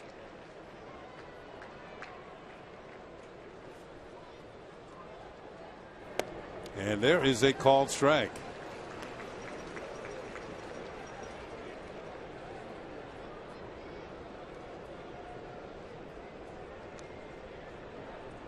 Sacrifice bunt and a strikeout for Gardner tonight.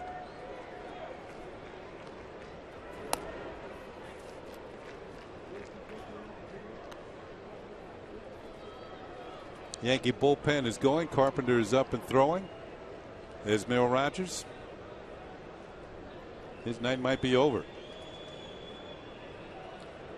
Yeah, most likely. Ground ball towards the hole and underneath the glove of Longoria, and Gardner has himself a base hit. So a 2-out single. The Yankees' first hit since the first batter of the game, Ellsbury.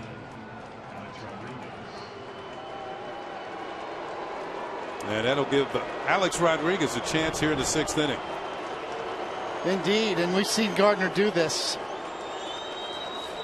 Slider, fight it off. Just under Longoria's glove. But Gardner all the way trying to stay inside that pitch and shoot it the other way. So Gardner, who had a 7-game hitting streak broken last night, starts a new one tonight.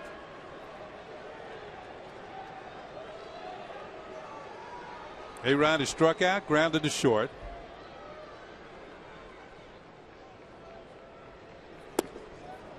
Andriese misses outside for ball 1.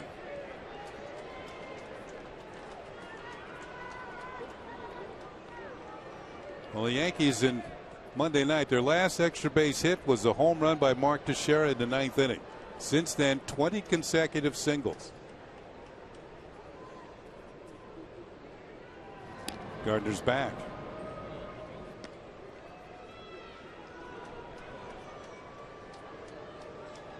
Well, they're going to need some home runs to get back in this. Yes, they will.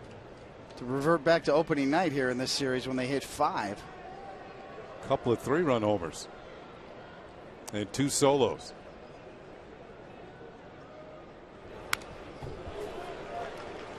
That was Alex's best swing of the night as he fouled it back.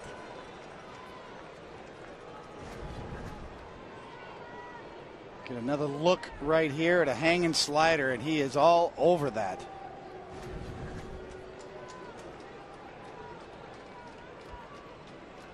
We were talking about Seattle Mariners earlier. That's where A-Rod got the nickname A-Rod from Dave Niehaus, their Hall of Fame broadcaster, the late Dave Niehaus. Checked his swing. Did he go? No. Eric Cooper says Alex Rodriguez held up.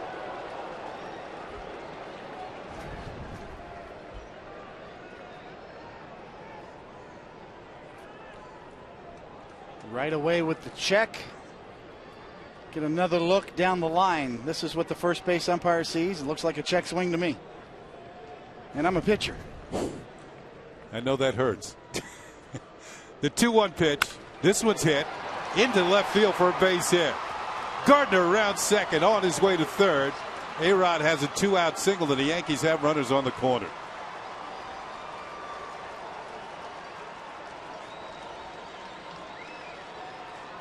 So Alex Rodriguez's first hit of the night. The inning continues. Then I'll bring up Mark Teixeira. Even with the shift, when you hit it that hard, it's going through. He had a couple of good swings in that at bat. That one included.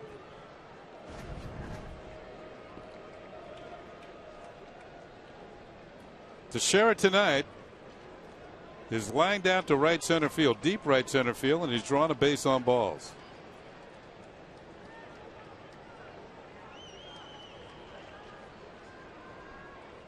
Looking for his 7th hit of this series.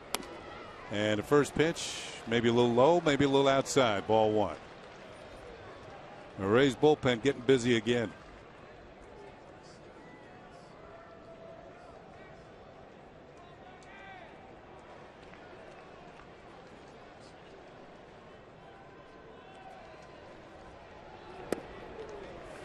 Two balls and no strikes.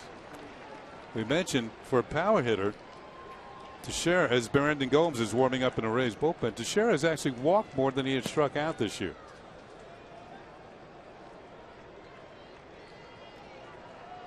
So he's got a good eye at the plate. Yankees trying to get back into this one here in the 6th. Ball 3. 3 balls and no strikes. Andres thought he had a strike. And Rivera's going to go after the mound just to calm him down a bit. Pitching very carefully to Teixeira here. One swing of the bat, the Yankees right back in it. One pitch from loading the bases and facing McCann as well. Only Nelson Cruz has hit more home runs in the American League than Mark Teixeira. I'd say Mike Trout's having a heck of a year, but that's always true. No doubt that Joe Girardi has made an emphasis on turning his hitters loose on 3-0. Would expect the same here. It's in there for a call strike. I think if he was a tying run, then he might let him go. But he's trying to build as many runs as possible, and he draws a walk, then McCann's up with the bases loaded. But if he likes this one, all bets are off. He's going for it. The 3-1 pitch. Swung on, ground ball to Loney. Loney forgot how many outs there were. Then he remembered. Steps on the bag for the 3rd out. So the Yankees get 2 2-out singles and nothing else.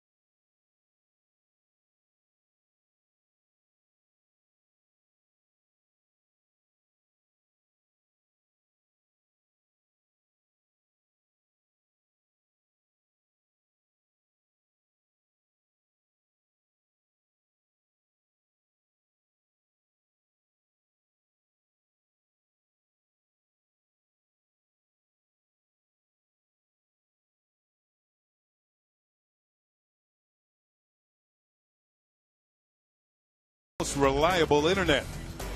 For the Yankees, Michael Pineda coming off a tremendous start, 16 strikeouts in a victory. He's 5-0 on the year, good ERA. And he's in there against Chris Young, 2-0, 0.78. He's been pitching well for the Royals. And speaking of strikeouts, let's look back. 1997, that's David Cohn on the mound. That's Tiger Stadium, I recognize. There's a swing and a miss. That's Joe Girardi behind the plate again. How many strikeouts? 16 of them, huh? Little upshoot slider there. Looking like a frisbee. Here we go. Most by a right-handed pitcher in Yankees history. 8 innings, 4 hits, 2 runs, 2 walks, 16 strikeouts, 127 pitches. As the first pitch here in the bottom of the 6th is popped up by Asdrubal Cabrera, and it's going to be caught by the center fielder Ellsbury. Let's go back to those comparisons. 7 innings, 16 strikeouts, 111 pitches. Either way you look at it, that's a whole bunch of striking out. Much more efficient on the right side there. Obviously, Pineda, a strike throwing machine. No walks. I don't even know if he came close to walking anybody. I think he went to a couple 3-ball counts, but he came right back and got him. So 1 out, nobody on. Here's Joey Butler, who's been on twice. He's walked and singled and scored a run. And David Carpenter's in the game now for the Yankees. Carpenter making his 14th appearance of the year. And even though the ERA is high, he's got less than a hit per inning with 8 strikeouts. Butler takes a pitch outside, 1-1.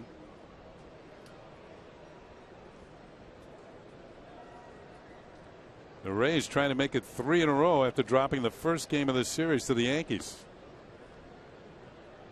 And the way the Yankees took the opener, it looked like they were off and running in this series. They won it 11-5 and hammered out 5 homers. Swing and a miss by Butler. 1-2. Carpenter's got a good fastball. He needs to work too. Carpenter needs to get the reps in. He's got good stuff. Struggled with command so far this year, and it's a good opportunity for him to have some clean innings here. Butler waves at it and misses. Carpenter picks up his first strikeout.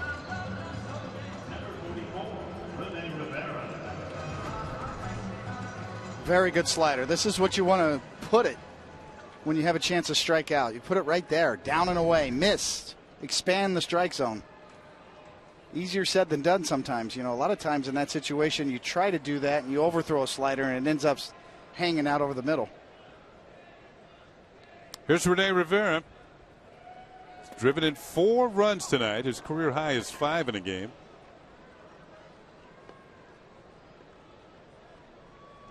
He hasn't had many offensive nights, but he's been downright offensive to the Yankees tonight. 4 runs batted in, a 3-run homer in the 2nd inning, and a run-scoring single in the 4th.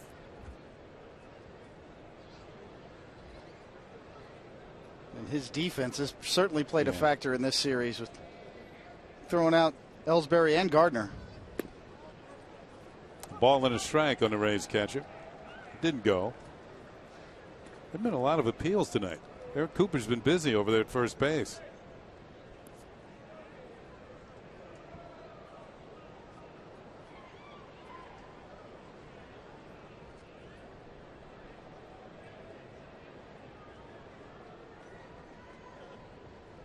Rivera was out here early today taking batting practice. Looked like it paid off for him. That pitch is low. 2 balls and a strike. 95 miles an hour on that fastball.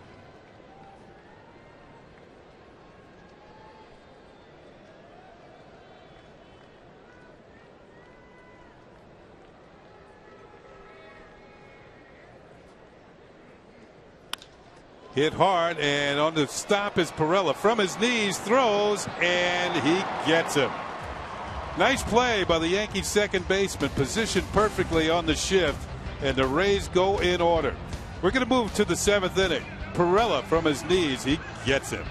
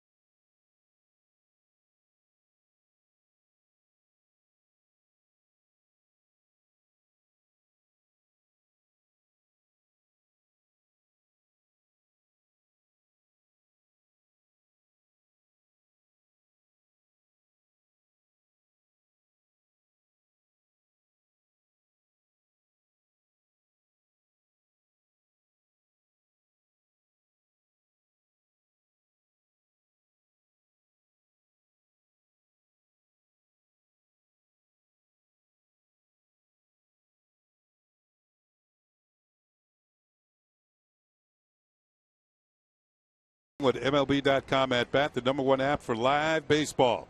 At Bat is up to the moment and at any moment with in-game highlights, live look-ins, replay reviews, radio broadcast, StatCast, and more. Get MLB.com At Bat for your smartphone or tablet today. 7th inning. Brian McCann will lead it off for the Yankees. Matt Andriese still in there for the Rays. And the Rays still lead it by a score of 5-0. That is in there for a called strike. McCann trying to continue a hitting streak, which has reached 6 games. He's 0 for 2 thus far. He's popped up, grounded out.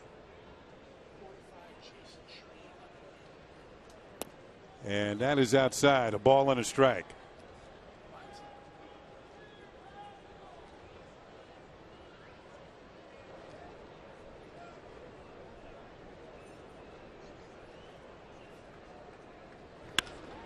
Fly ball to left field. De Jesus puts it away. 1 out in the 7th. And McCann will give way to Chris Young. Young is flied out. There's Chasen Shreve, the young left-hander warming up in the Yankee bullpen. Looks like he'll get a piece of tonight's action. He's due. Young is fly to center, and he was also robbed of a hit by a great play by Asdrubal Cabrera. That was in the 5th inning.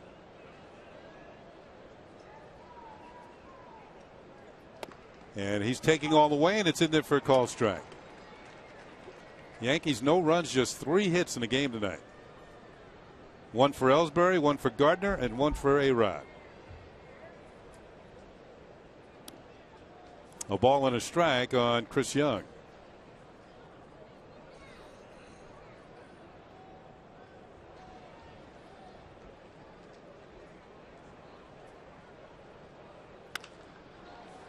This will be a souvenir then, a right field side over the Rays bullpen.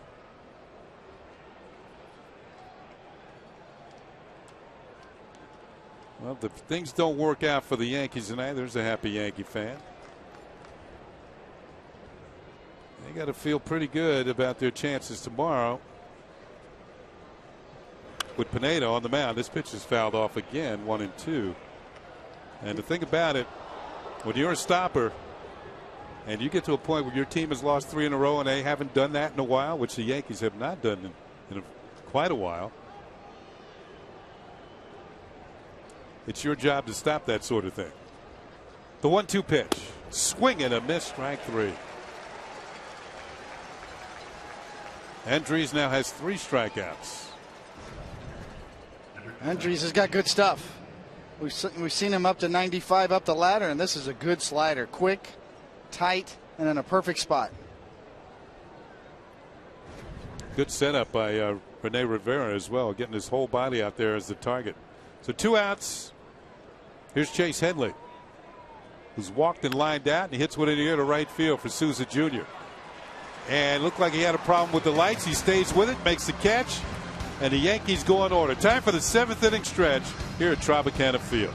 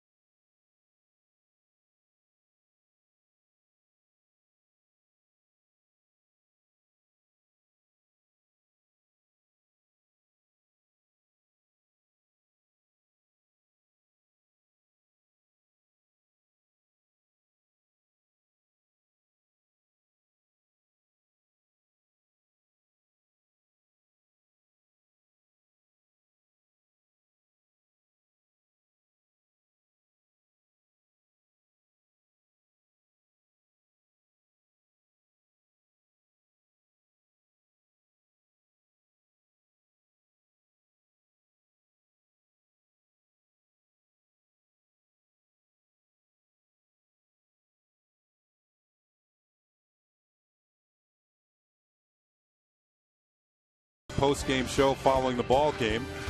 And fans, this weekend the Bombers are in Kansas City for a 3-game set with the reigning American League champion Royals. Tomorrow and Saturday the game is on Pix 11, and yes, we'll have pre and post-game coverage around both games. Then Sunday afternoon, don't miss full coverage of the series finale starting at 1. That's right here on Yes.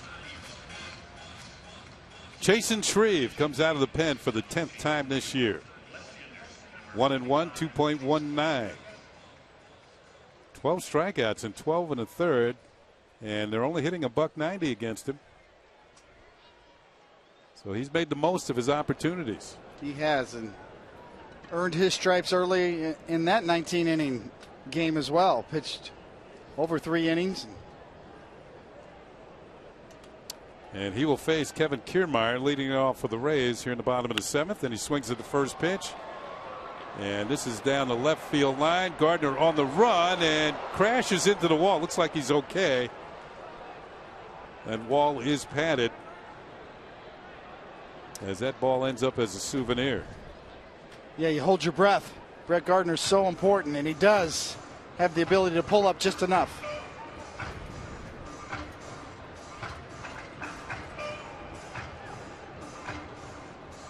I wonder how they used to play when the walls weren't padded. It is amazing. Yeah. Man. I remember a left fielder for the Royals, Tom Poquette, shattering his face on a wall on a similar play just like that. The 0-1 pitch, and Kiermaier backs out of the way. It's 1-1. It was never really the same player after. Left-handed hitter. Decent speed. Tom Poquette. Yes, the walls were a lot higher at Royal Stadium back then. No padding. The 1-1 pitch, and it's outside, ball 2.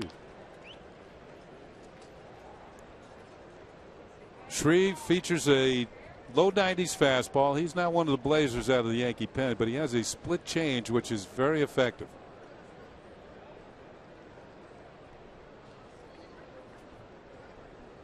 Two-one pitch, fouled straight back to the screen.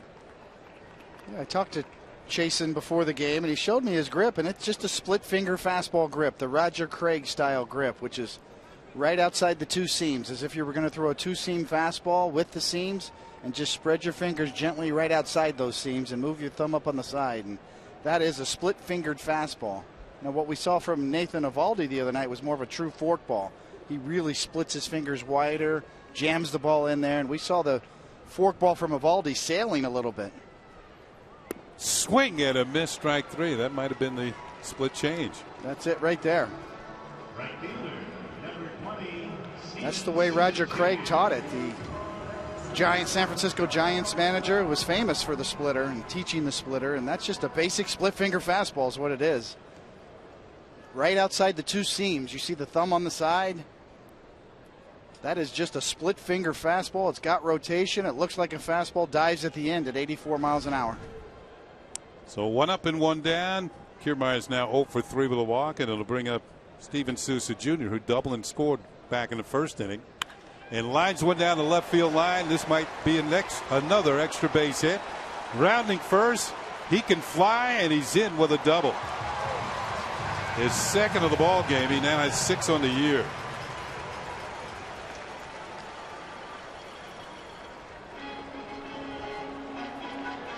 I think this guy's going to be a very good player. Well, he's starting to heat up without a doubt. There's no doubt about the talent that's there. This is a double all the way, except for the fact that Brett Gardner makes an unbelievable play cutting it off and makes a throw that makes that play closer than it had any business being. But 6'4", good power, runs exceptionally well, and has a cannon for an arm. So Sousa's got all the tools. Finally going to get a chance to play every day here with the Rays and see what he can do with 500 at-bats. Here's Evan Longoria. And Longoria has had an 0 for 3 night with a couple of strikeouts. This time he gets to face a left-hander. And he is hitting .400 against left-handed pitching this year.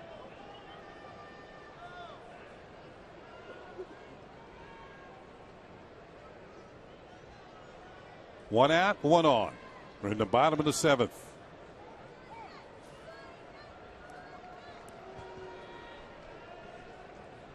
Shreve steps off as Perella jumped in behind Souza at second base.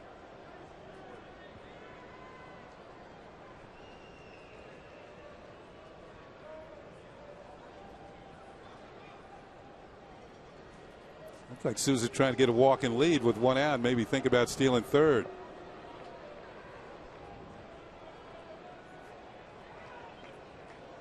Or at least he's creating a diversion for Shreve.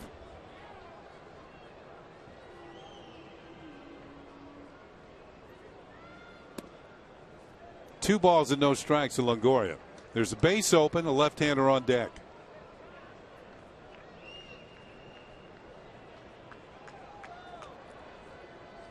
Let's see how they work the Rays third baseman.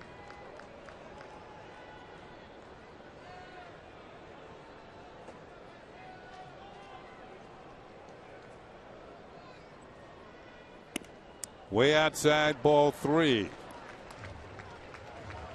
Now sometimes here they'll just put up the 4 fingers and walk him. McCann just looked over to the dugout and looks over again. But no indication of the intentional walk.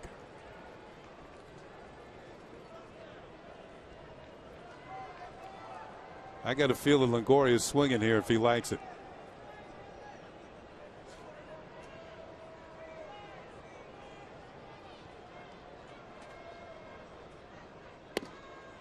Call strike over the outside corner. There's James Loney. He would be next.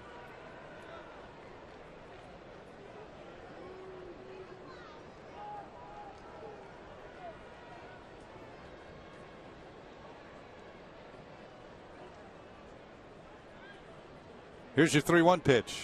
Swung on and missed. Strike 2. Last one at 83 miles an hour. Good splitter. Yes. That's why you swing at the 3-0, because on 3-1 you get this. The difference between a splitter and a forkball is rotation. A split-fingered fastball still has pretty good spin on it and more velocity. A forkball, like we saw from Eovaldi, as I mentioned before, has less spin on it. Sometimes it'll squirt out almost like a knuckleball, and that's what we saw with the wild pitch the other night. Eovaldi really splits his fingers and jams the ball in between his fingers and takes more rotation off. 3-2 pitch fouled off. Back to the screen. It's the one he threw for the wild pitch, which was a key wild pitch in that inning, was the one that really cut and sailed on McCann. It looked like a slider. Everybody thought it was a slider. It was a sailing forkball. So big difference between a forkball and a split finger fastball. Eovaldi will pitch a game in Kansas City. He gets the third game on Sunday. 3-2 pitch hit hard to left field. Gardner on the run, and he knocks it down. Can't come up with it cleanly. Sousa's coming in. He will score, and it's now a 6-0 game. So Longoria, who the Yankees have kind of held down in this series, that's only his 3rd hit, drives in his 14th run of the season. Goes back to the fastball on 3-2. Trying to come in. Longoria is ready for it this time. And another good play by Gardner to keep that ball in front of him. But with Souza's speed and that particular read, no chance at home.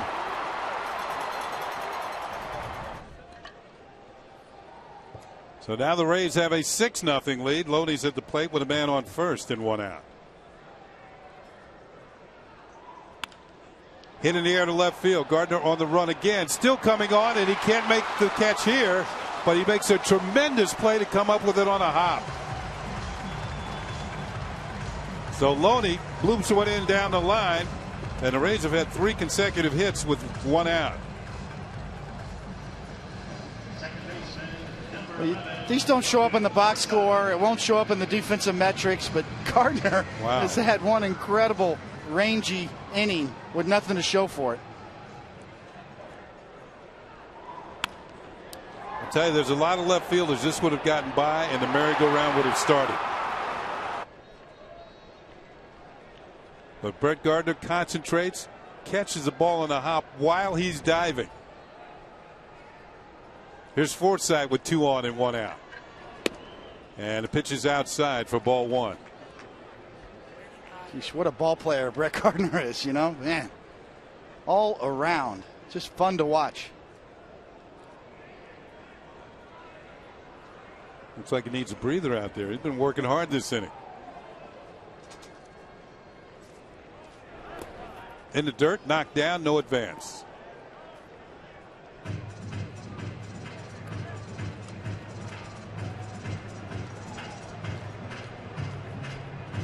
The Rays are threatening to blow this one open. They've got a 6-0 lead.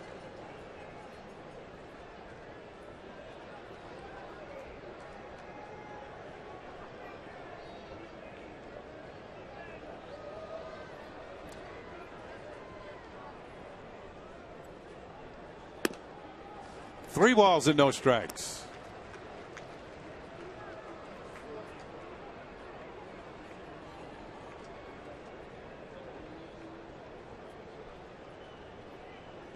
You know, Forsythe originally was credited with an error on the ball he hit to Gregorius in the 5th inning, but they've changed that to a hit. He's taking here, and it's in there for a strike, 3-1. Now, I'll be honest with you, I didn't put it down as an error. I thought it was a hit all the way. You had it right. Yeah, well,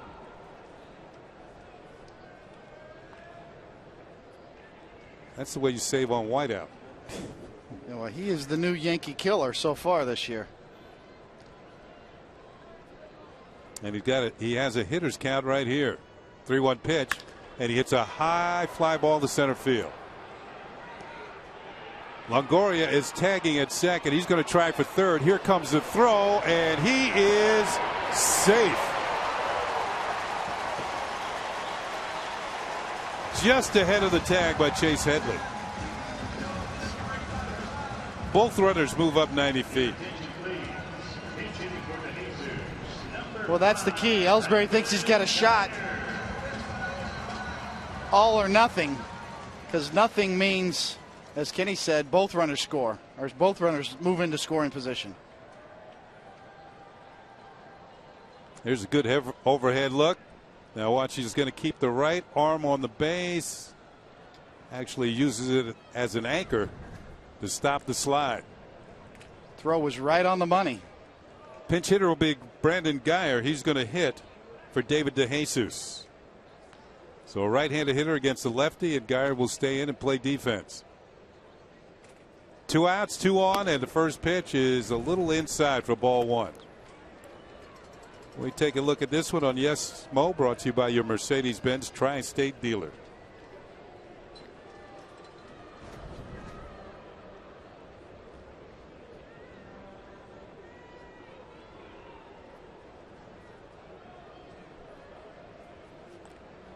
Swing and a miss, and it's 1-1. The Rays have had great success from their pinch hitters. 38 at bats, 10 hits. That's Braden Pinder warming up for the Yankees. 3 home runs and 13 runs batted in pinch hitting roles. And Guyer's been a part of that. He's 3 for 8 with a home run and 5 runs batted in as a pinch hitter this year.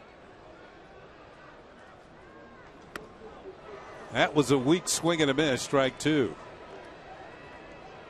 I mean, Tim Beckham, we haven't seen him the last 2 nights, but he's 4 for 9 with 2 home runs and 4 runs batted in as a pinch hitter.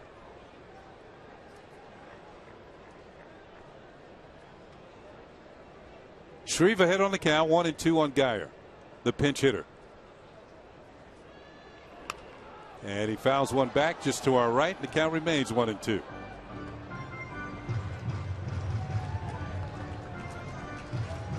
Coming into this game, the Rays offensively 12th in the American League in runs scored. So your stat becomes even more important. The clutch hitting, the timely hitting, and of course that pitching staff with all those rookies leading the American League in ERA is just unbelievable at this point. And talked to Kevin Cash. I talked to Cash before the game, the manager. He doesn't know if it's sustainable or not, but. Foul tipped into the glove of McCann, and this time Guyer does not come through with a pinch hitting role. The Rays do pick up another run. They've played 7. It's 6-0 Tampa Bay.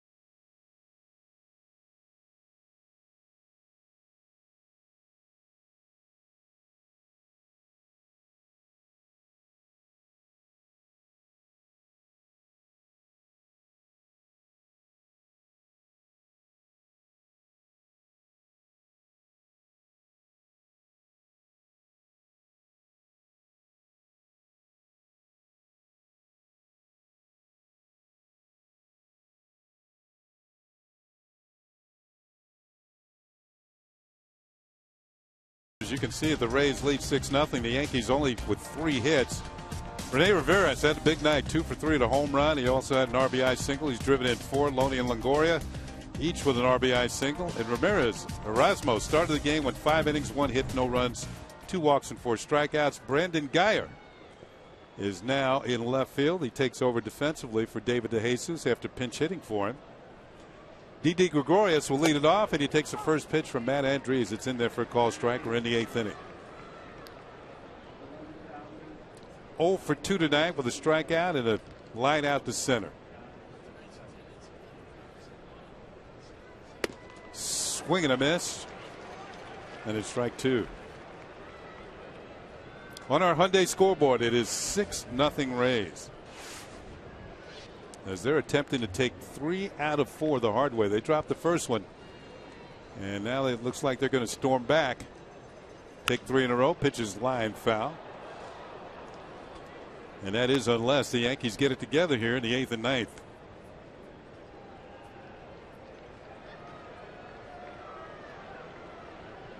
No balls and 2 strikes on Gregorius, who'll be followed by Perella. Another foul ball.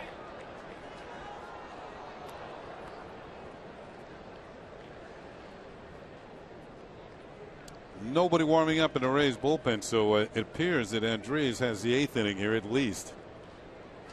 Yeah, it's so important right here with not many outs to get the bottom of the order on. Check swing. Did he go? No. So that when you get around to the Alex Rodriguez's and Mark Teixeira's, you got a chance with 1 swing of the bat to get back in this game. So really important here for Gregorius and Perella.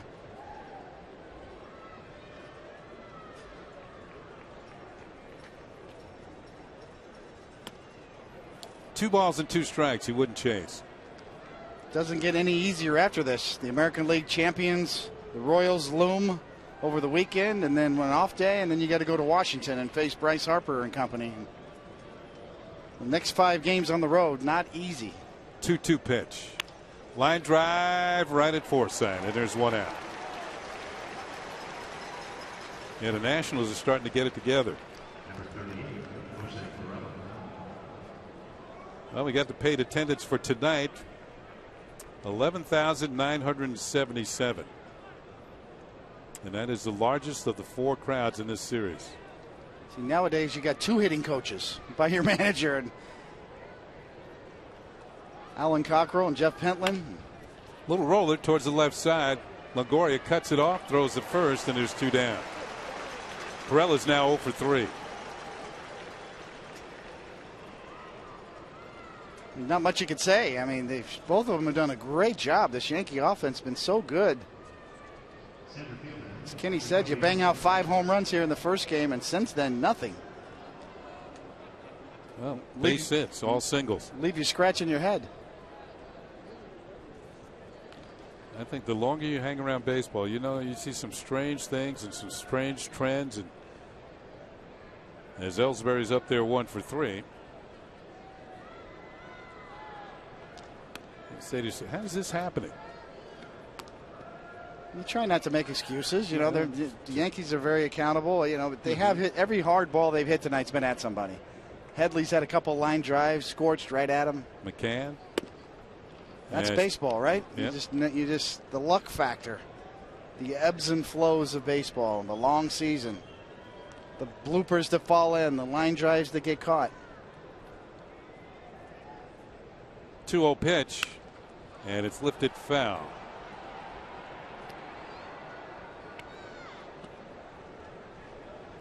Braden Pender still heating up in the pen. Looks like he'll be coming on as Joe Girardi's going to parcel out an inning apiece.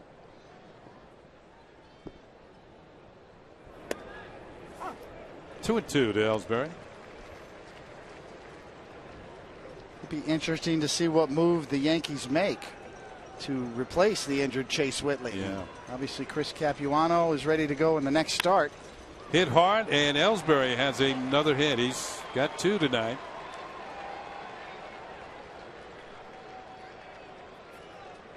So he now has 48 hits on the season.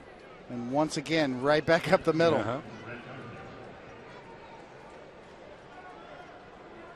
And he gives away to Brett Gardner. Gardner had to hit his last time.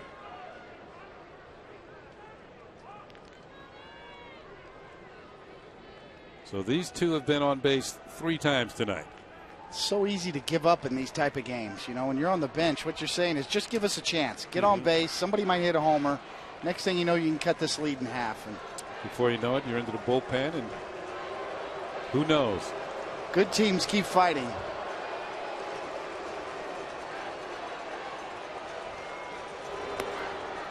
Gardner takes a strike.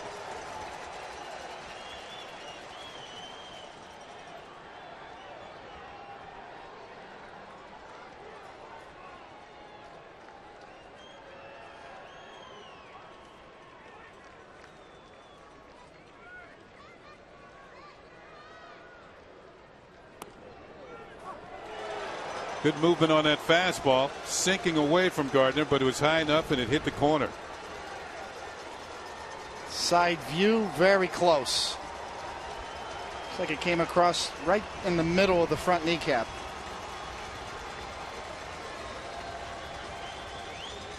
As the rule book says, what, the hollow of the knee. As if that matters. 1-2 on Brett Gardner. Every individual home plate umpire has his own interpretation of the strike zone. They vary from one umpire to the next.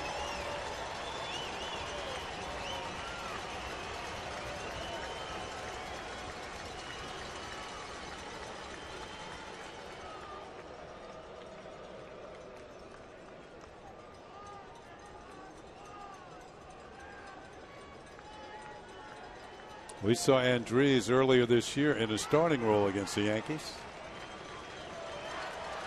It was earlier this season during the Yankees 3-game sweep here at Tropicana Field. Count will level off at 2-2.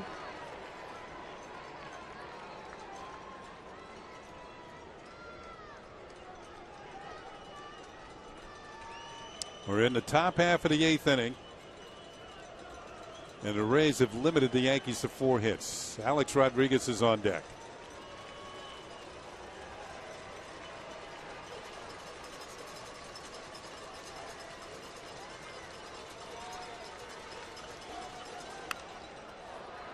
Brett Gardner, like Ellsbury, spoils a lot of 2-strike pitches.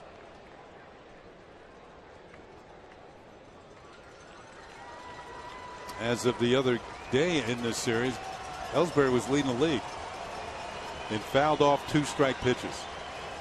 Just keeping the bat alive and then getting something better to hit.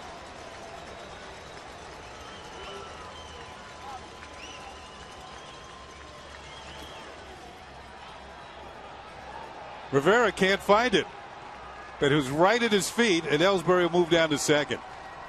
He looked all the way back in the screen. All he had to do was look in front of him. And that will be a wild pitch that will allow Ellsbury to move down to second. Mask comes off right where you left it when you blocked it. And Ellsbury not going to go, but if you're going to give it, I'm going to take it.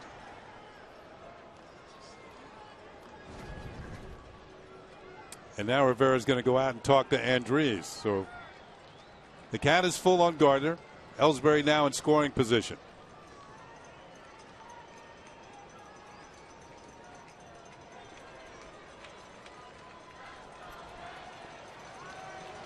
With all the hits and times on base,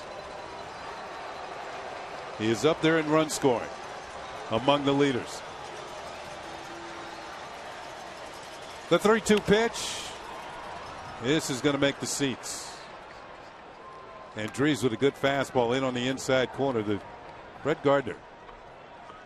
This guy's got a good arm. Very good arm. Good life.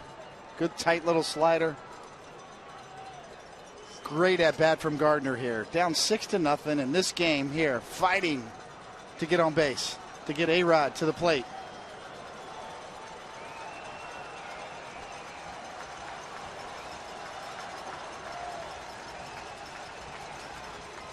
Once again, the 3-2 pitch, and it's hit in the air to center field.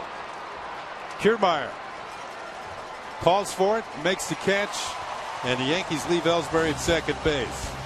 So 7.5 have been played. The Yankees still looking for a run.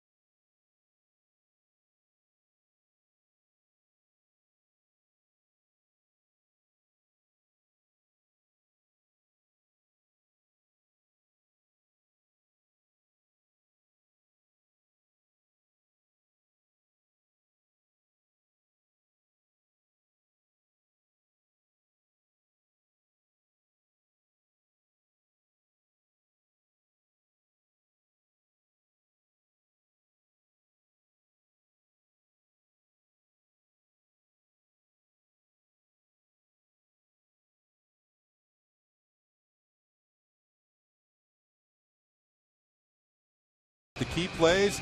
Meredith Morakovitz will get the clubhouse reaction, and you'll hear Joe Girardi's manager's report. It's all coming up on the W.B. Mason Yankees postgame, only on Yes. Braden Pender will get the 8th inning here. Carpenter had an inning, Shreve had an inning, and now Pender will get a chance. This will be his 4th game. The young right-hander, 3 innings, 2 hits. And a couple of strikeouts. Asdrubal Cabrera swings and misses for strike 1.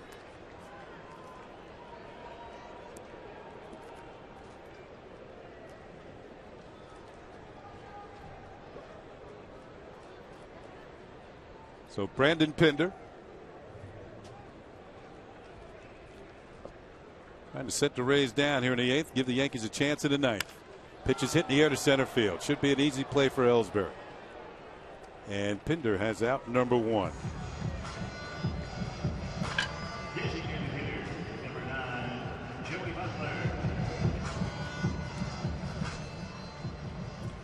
Hyundai scoreboard, 6-0 Rays.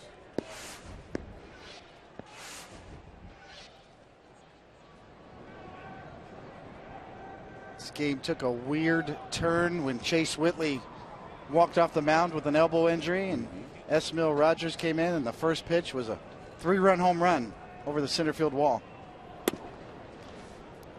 95 miles an hour. Pender's in that club. 6'3", 225-pounder, now facing Joey Butler.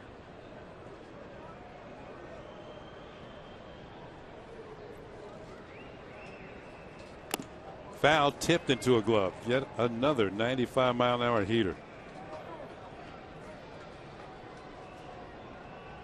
Well, the Yankees have a lot of choices in the minor leagues if they want to get another reliever, so that shows you how impressed they are with Pender to give him a crack here. Butler late on that one, fouls it off. Last year's #1 draft, Jacob Lindgren, is dealing down in AAA right now, throwing exceptionally well, as is Jose Ramirez in the closer role. But Pender's the one that got the call, but plenty of depth in terms of relievers in the Yankees organization. As you look at the Yankee bullpen, breaking ball fouled off by Butler. Pender was originally selected by the Yankees in the 16th round going back to 2011.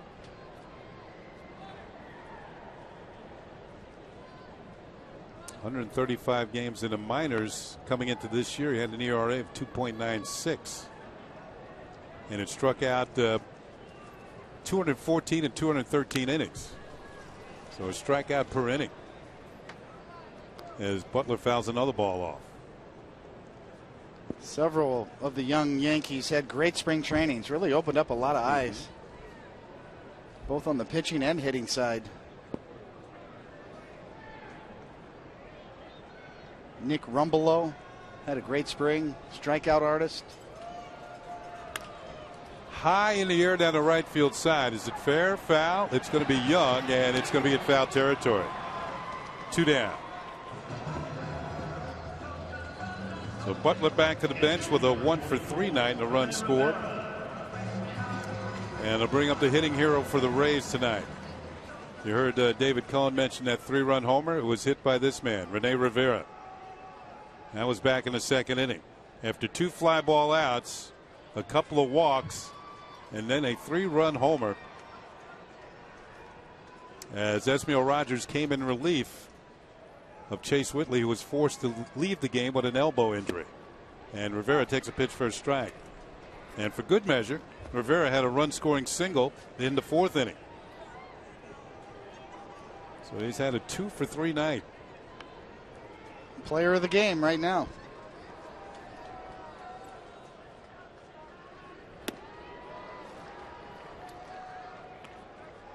Oh, 2. He doesn't get the breaking ball. Jacob Lindgren, I mentioned, the lefty, the #1 draft down in AAA. He's got a 1.65 ERA in 12 games, 16 innings, 22 strikeouts. He's a left-hander. Impressive in spring training. That pitch is down and away. A ball and 2 strikes.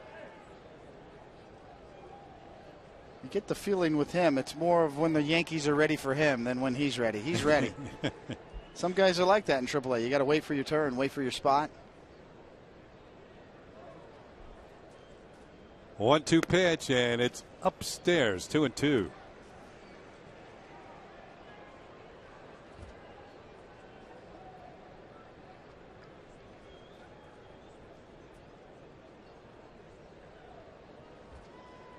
See if Pinder can put Rivera away on this pitch. Ooh, almost did, but in a different way. 3-2. The old hanging slider at the head. Overthrown. That's what happens sometimes when you really try to throw a 2-strike strikeout one. You just rush. You get a little tense and you end up hanging it. And that one backed up. Here comes the payoff pitch, and it's popped up. Might be a play for Chase Headley near the Yankee dugout. He straightens up and makes the catch for the out. Stumbles backwards but holds on. And Pinder has a 1-2-3 inning. Last chance for the Yankees coming up. Top of the 9th.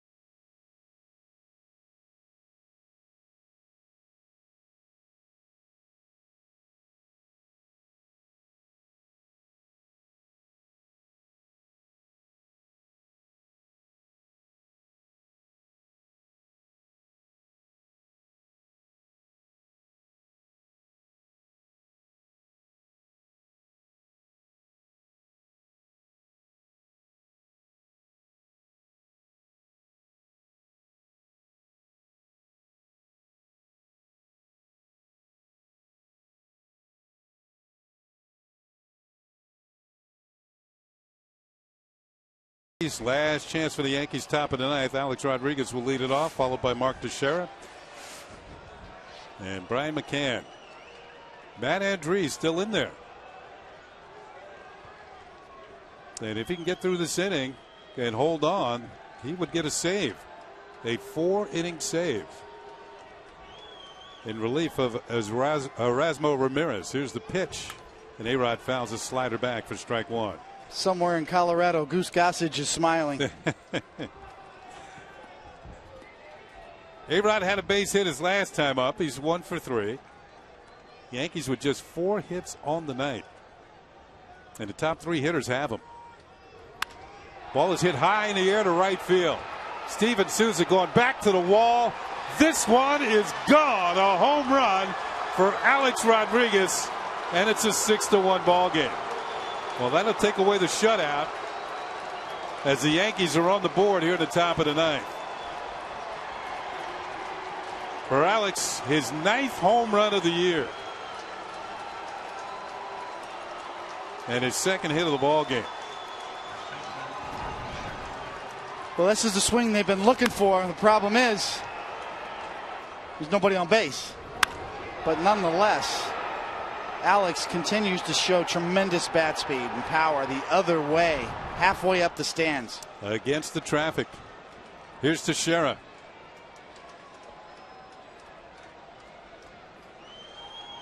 Teixeira's 0 for 2 with a walk. Swings and misses here. Just watching him in BP today, man. He's still lighting it up. I mean, the tremendous bat speed and power that he possesses to all fields. He's the one guy you want to watch in batting practice. Ball just still jumping off his bat at 40 years old. Now just 2 runs batted in behind Babe Ruth on the all-time RBI list. Swing and a miss by Teixeira, and it's 1-2. By the way, with that home run, the Yankees will not be shut out. And coming into tonight, only 3 teams in the league have not been shut out this season: the Detroit Tigers, the Yankees, and the Toronto Blue Jays. As Teixeira swings and misses for strike 3.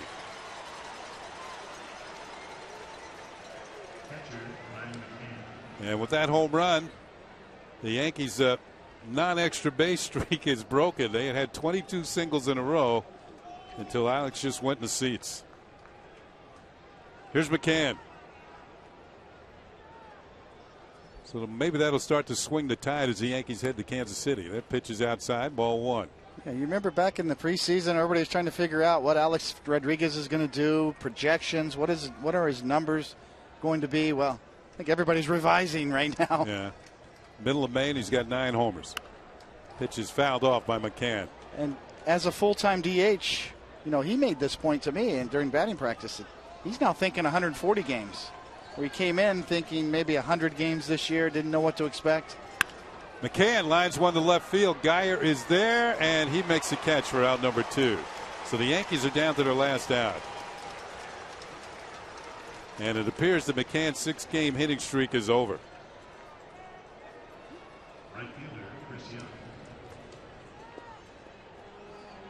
Another line drive right at him. McCann has hit a couple. He hit one to the first baseman Loney early in the game. So his hitting streak will not be extended. Here's Chris Young. Lost in the shuffle, excuse me, Kenny, but several hard hit balls tonight, but nothing to show. Young hits one hard, and it's at the shortstop Cabrera. And there's your ball game.